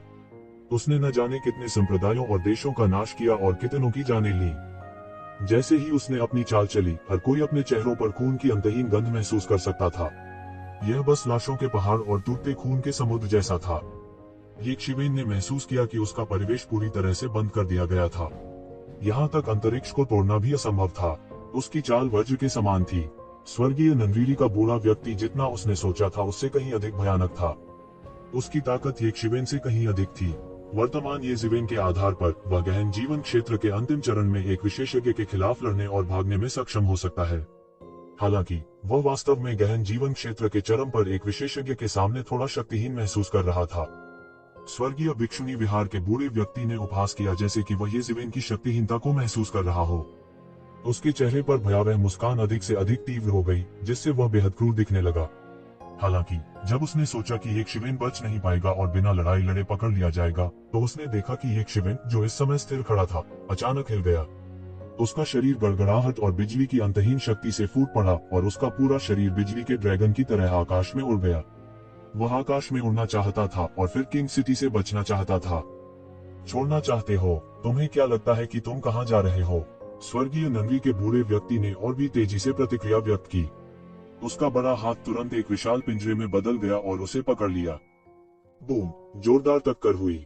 हेवनली नंदीली के बड़े हाथ वाले बूढ़े व्यक्ति ने सीधे कुछ मारा। अंतहीन विद्युत प्रकाश फैल गया, जिससे येशिवेन की आकृति प्रकट हो गई। स्वर्गीय नंदीली के बूढ़े व्यक्ति ने उपहास किया और अपने बड़े हाथ से उसे पकड़ लिया। वह येशिवेन को मौत के घाट उतारना चाहता था। हर कोई चिल्लाया। येजिवेन बस भागने में असमर्थ थी। स्वर्गीय भिक्षुनी विहार के बूढ़े व्यक्ति का सामना करना, जिसकी ताकत उससे कहीं बेहतर थी। येजिवेन का प्रदर्शन नीदरलैंड के घोस्ट ब्लेड मॉन्स्टर से बेहतर नहीं लग रहा था। मुझे नहीं पता कि यह येजिवेन कहां से आया था, लेकिन वह स्पष्ट रूप से असाधारण है। वह इतनी कम उम्र में ही गहन जीवन क्षेत्र के मध्यवर्ती चरण में प्रवेश कर चुका है। हालांकि यह सब वह कर सकता है, वह मजबूत नहीं हो सकता क्योंकि वह मरने वाला है। हाँ, यह बहुत अफसोस की बात है। हालांकि किसने उसे दिव्य गठबंधन के लोगों को नाराज करने के लिए कहा? जो लोग ईश्वरीय गठबंधन के लोगों का अपमान करते हैं, उनका अंत कभी अच्छा नहीं होगा। जब हर कोई चर्चा कर रहा था, तभी कोई अचानक चिल्लाया, देखो, यह येजिवेन है। फिर जब सभी ने सोचा कि येशिवेन मरने जा रही है, तो उन्होंने देखा कि एक जोड़ी हवा और गड़गड़ाहट के पंख अचानक येशिवेन के पीछे दिखाई देते हैं। इसने उसे तुरंत अपने में लपेट लिया। तब उनका पूरा शरीर बिजली के गोले की तरह था। वह तुरंत कूदा और बूढ़े आदमी के बड़े हाथ से बच निकला। क्या स्वर्गीय भिक्षुनी विहार के बूढ़े व्यक्ति स्पष्ट रूप से येजिवेन के प्रदर्शन से दंग रह गए थे। हालांकि वह कौन था?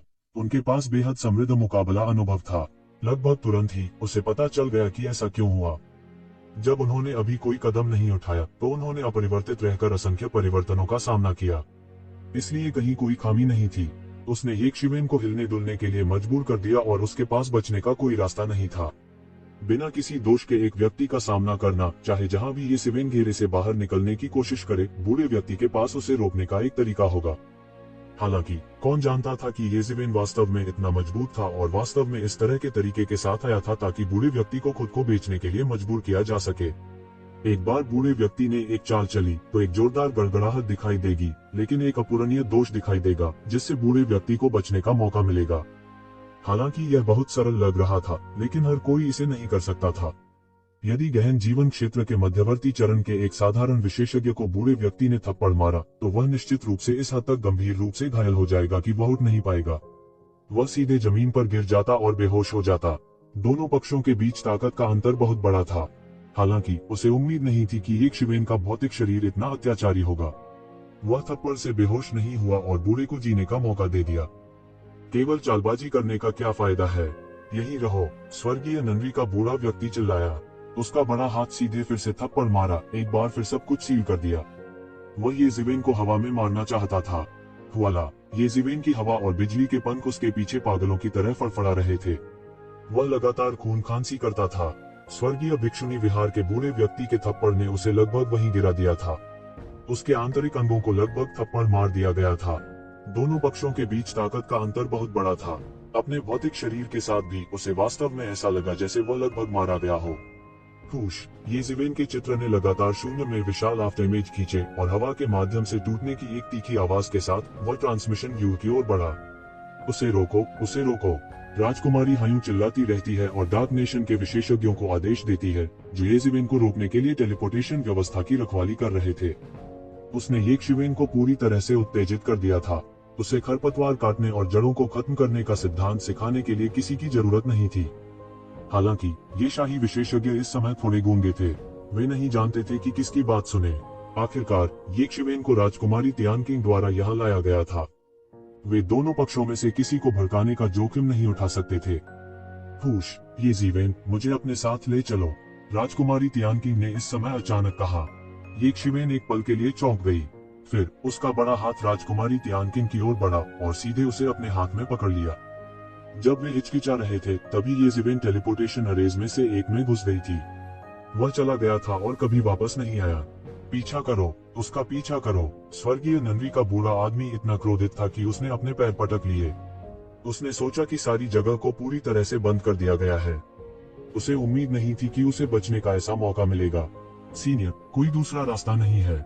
हमारी टेलीपोर्टेशन सरणियां सभी गैर दिशात्मक टेलीपोर्टेशन है। राजकुमारी हियू ने अपने चेहरे पर एक बेबस और कड़वी मुस्कान दिखाई। मरे रसातल में इस तरह का टेलीपोर्टेशन स्वाभाविक रूप से दिशात्मक टेलीपोर्टेशन नहीं हो सकता। अन्यथा एक बार मरे रसातल में उन पुराने राक्षसों को इसके बारे में पता चला तो यह पूरी तरह से त्रासदी होगी।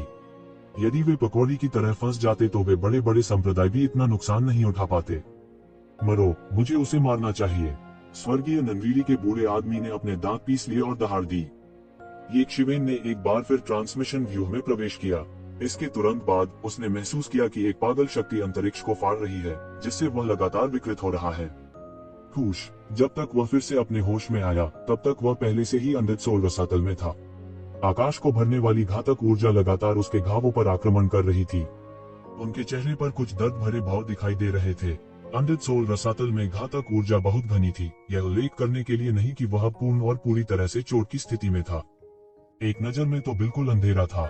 शून्य में केवल थोड़ी भूतिया आग ने मरे हुए रसातल में पथ को रोशन किया ताकि लोग मरे हुए रसातल की गहराई को मुश्किल से देख सकें। हम पहले से ही मृत आत्मा रसातल में हैं। ये शिवेन ने चारों ओर देखा और देखा कि वे एक बहुत बड़े मैदान में थे। मृत आत्माओं की रसातल एक अंतहीन खाई नहीं थी। वास्तव में मृत आत्माओं के रसातल के तल पर एक विशाल संसार था। यहाँ तक एक किंवदंती भी थी कि मृत आत्माओं के रसातल का तल मृतकों की दुनिया से जुड़ा था।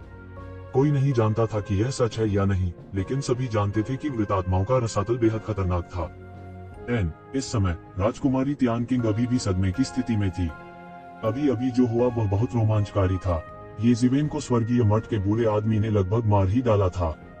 अब जब आपने ईश्वरीय संघ के लोगों को नाराज कर दिया है तो वे निश्चित रूप से बाहर आपकी प्रतीक्षा कर रहे होंगे। वे सीधे भी आ सकते हैं। राजकुमारी तियानकिंग ने जैसे ही अपना जोश वापस पाया, फीकी मुस्कान बिखेर दी। यह कुछ भी नहीं है। वह बूढ़ा व्यक्ति केवल इस तथ्य पर भरोसा कर रहा है कि उसने मुझसे अधिक समय तक प्रशिक्षण लिया है। एक बार जब मैं देर से गहन जीवन चरण में कदम रखूंगी तो वह मेरा कुछ नहीं बिगाड़ पाएगा। ये जिवेन ने बिना किसी परवाह के कहा। ये शिवेन पहले उस जगह से भाग नहीं सकती थी, अन्यथा स्वर्गीय मर्द के वृद्ध व्यक्ति के लिए उसे पकड़ना असंभव होता। राजकुमारी तियानकिंग की आंखें चमक उठीं। कोई नहीं जानता था कि वह क्या सोच रही थी। हालांकि यहाँ की मौत की आभा इतनी घनी है, वह बूढ़ा आदमी शायद अंदर आने की हिम्मत नहीं करेगा। ये जिवेन ने कहा। यहाँ की घातक आभा बहुत घनी थी। यह निर्वाण पूल की भावना से बिल्कुल अलग था। यद्यपि निर्वाण ताल में बहुत अधिक मृत्युमय आभा थी, मृत्युमय आभा के भीतर जीवन शक्ति थी। अंतहीन जीवन शक्ति ने निर्वाण की सुविधा प्रदान की थी। हालांकि यहाँ यह अलग था, केवल अंतहीन मृत्युमय आभा थी और कुछ नहीं। सामान्य परिस्थितियों में वह निश्चित रूप से अंदर नहीं आएगा। हालांकि इस बार यह कहना कठिन है। विभिन्न संप्रदायों के ये लोग मृत आत्मा प्रभु की विरासत प्राप्त करने के लिए पागल हो गए हैं। गहन मृत्यु क्षेत्र के विशेषज्ञ निश्चित रूप से आकस्मिक रूप से आने की हिम्मत नहीं करेंगे, लेकिन गहन जीवन क्षेत्र के विशेषज्ञ अभी भी अंदर आने की हिम्मत करेंगे। वास्तव में यदि वे मृत आत्मा प्रभु की विरासत प्राप्त कर सकते हैं तो कुछ गहन जीवन क्षेत्र के विशेषज्ञों की मृत्यु कोई बड़ी बात नहीं होगी। राजकुमारी तियानकिंग ने आत्मविश्वास से कहा, आप वास्तव में बहुत कुछ जानते हैं। मुझे डर है कि आप इतने सरल नहीं हैं। ये शिवेन ने राजकुमारी तियानकिंग की ओर देखा और कहा। राजकुमारी तियानकिंग शुरू से ही बहुत सारे रहस्य जानती थी। यहाँ तक कई राजकुमारों को भी डेड स्पिरिट रसातल के रहस्यों के बारे में नहीं पता था। वह वास्तव में उन सभी को जानती थी। यह अपने आप में काफी रहस्यमय था। राजकुमारी तियानकिंग बस मुस्कुराए। उसने चकाचौंध भरी सुंदरता से चारों ओर देखा। यह कहा जाना चाहिए कि राजकुमारी तियानकिंग वास्तव में बहुत सुंदर थीं। यदि ये जिवेन के पास हर समय अपने दाव हृदय की रक्षा करने वाला प्रबोधक मन प्राचीन वृक्ष नहीं होता और यदि उसे किसी साधारण व्यक्ति द्वारा प्रतिस्थापित किया जाता तो एक गहन जीवन क्षेत्र विशेषज्ञ भी अपने दाव हृदय की रक्षा करने में सक्षम नहीं हो सकता और लालच में नहीं पड़ता उसके द्वारा। इसे भूल जाओ, यह मेरे लिए महत्वपूर्ण नहीं है। अगर हम सहयोग करते हैं तो यह दोनों पक्षों के लिए फायदेमंद होगा। अगर हम बढ़ते हैं तो यह दोनों पक्षों के लिए हानिकारक होगा। हालांकि भले ही स्वर्गीय नन्वी का बूढ़ा व्यक्ति क्रूर था, वह आपके साथ कुछ नहीं कर सकता था। यदि आप अपने डार्क नेशन के साथ बाहर नहीं निकलना चाहते हैं तो आपको वास्तव में मेरे साथ आने की जरूरत नहीं है। ये शिवेन ने राजकुमारी तियानकिंग को देखा और कहा। यह कहना मुश्किल है। राजकुमारी तियानकिंग, जो एक पतले काले रेशमी गाउन में सजी थी, अंधेरे वातावरण के साथ मिश्रित हो गई। उसके सफेद हाथ उसकी पीठ के पीछे थे। मेरा रुतबा बहुत ही नेक हो सकता है, लेकिन पूरे डार्क नेशन में मेरे जैसी दर्जनों या सैकड़ों राजकुमारियां हैं। इसमें मेरे पिता का नाजायज बेटा शामिल नहीं है।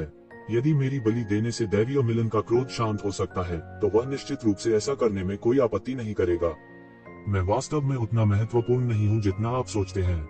मुझे तो छोड़िए, यहाँ तक 13वें राजकुमार और सिंहासन के लिए अन्य लोकप्रिय उम्मीदवारों को भी केवल एक शब्द के साथ बलिदान किया जा सकता है। मुस्कुराते हुए राजकुमारी तियानकिंग की आंखों में चमक आ गई थी। उसके लाल होंठ थोड़े खुले हुए थे, जिससे वह बेहद आकर्षक लग रही थी। हालांकि उसका दिमाग बहुत स्पष्ट था और वह बहुत स्पष्ट रूप से देख सकती थी। अंधेरे देश की राजकुमारी की उपाधि उपयोगी हो सकती है, लेकिन यह बेकार भी हो सकती है। मैं खुद को कभी खतरे में नहीं डालूंगा, राजकुमारी तियानकिंग ने कहा। क्या महामहिम मुझ पर इतना भरोसा करते हैं? ये शिवेन ने पूछा। यह कुछ हास्यास्पद लग रहा है। कम से कम यह ईश्वरीय संघ के लोगों की तुलना में बहुत बेहतर है। राजकुमारी तियानकिंग ने फीकी मुस्कान के साथ कहा। ठीक है, मुझे डर है कि जब हम चैट कर रहे थे तब कुछ चीजों की गंध पहले ही आ चुकी थी। ये जिवेन की निगाहें चारों ओर घूम गईं। निश्चित रूप से सैकड़ों खूंखार भेड़ियों ने उन्हें पहले ही घेर लिया था।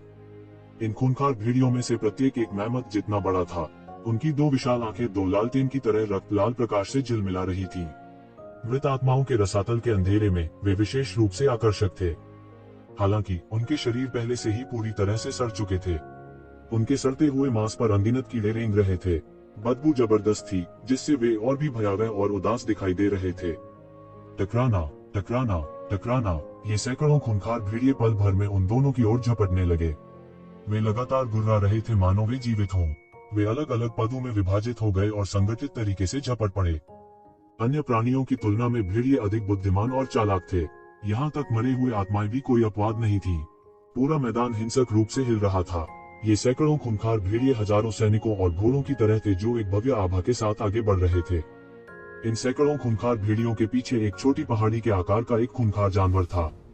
यह एक और खूंखार भेड़िया था जिसके फर से एक उदास चमक निकल रही थी। उसके शरीर पर कीड़े नहीं थे। जाहिर है यह एक बहुत ही उन्नत अवस्था में विकसित हुआ था और इन साधारण मरे हुए आत्माओं भेड़ियों से अलग था। इस समय यह येज़ेबेल और राजकुमारी तियानकिंग को घूर रहा था। इसकी आंखें चक्की के पाटों की तरह थी, एक ठंडी और निर्दयी आभा से निकल रही थी। यह रेखा को पीछे से पकड़े हुए था और दोनों की कमियों की तलाश भी कर रहा था।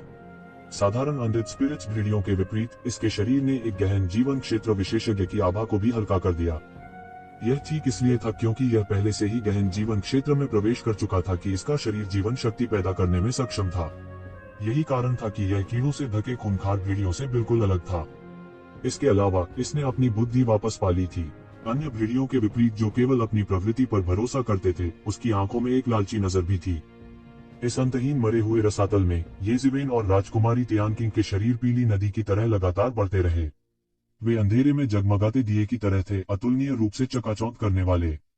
एक मार्शल कलाकार जितना शक्तिशाली होगा, उसकी आभा उतनी ही शक्तिशाली होगी। वास्तव में यह निम्न स्तर के मार्शल कलाकारों को भी इस भयानक आभा को दूर से महसूस करवा सकता है। यह आभा थी। येज़ेबेल ने पहले ही गहन जीवन क्षेत्र मध्य चरण में प्रवेश कर लिया था। उसके शरीर का प्रभामंडल दसियों हजार सर पर दौड़ने वाले घोड़ों की तरह गरज रहा था। इसे जानबूझकर छुपाए बिना यह बहुत स्पष्ट था। हालांकि राजकुमारी तियानकिंग किंगग्रेव विशेषज्ञ के रूप में इतनी शक्तिशाली नहीं थी, लेकिन उसकी आभा भी असाधारण रूप से अत्याचारी थी। इतने कम समय में कई मरे हुए आत्माओं ने हमें घेर लिया है। यदि मरे हुए आत्माओं का उन्माद शुरू होने से पहले ऐसा हुआ होता, तो मुझे डर है कि हजारों या यहाँ तक हजारों मरे हुए आत्माओं ने हमें पहले ही घेर लिया होगा। कोई आश्चर्य नहीं कि शीर्ष गहन जीवन क्षेत्र के विशेषज्ञों और यहाँ तक गहन मृत्यु क्षेत्र के विशेषज्ञों की भी अभिव्यक्ति में इतना बड़ा परिवर्तन होगा जब मरे हुए रसातल का उल्लेख किया गया था। येज़ेबेल ने अपनी आंखें सिकुड़ते हुए कहा। यहाँ तक प्रोफाउंड डेथ रियल्म के विशेषज्ञ भी इस मरे हुए रसातल तक पहुँचने के लिए तैयार नहीं थे। यह सिर्फ घातक आभा के कारण नहीं था जो इस क्षेत्र में व्याप्त था। इससे भी महत्वपूर्ण बात यह है कि यह अनडेड स्पिरिट्स और क्रूर प्राणियों की अंतहीन संख्या के कारण था। जैसे ही वह घबरा रहा था, एक मरे हुए आत्मा भेड़िए ने पहले ही हमला कर दिया था। इसने अपना खूनी मुंह खोल दिया और अंतहीन घातक आभा घनीभूत होने लगी, जिसके बाद यह एक भयानक शॉकवेव में बदल गया और एक धमाके के साथ येज़ेबेल की ओर उछला। येज़ेबेल ने ठंडी सांस ली। उसके सामने घातक आभा शॉकवेव सीधे बिखर गई, जिसके बाद उसने अपना हाथ बढ़ाया और सीधे मरे हुए आत्मा भेड़िए को पकड़ लिया।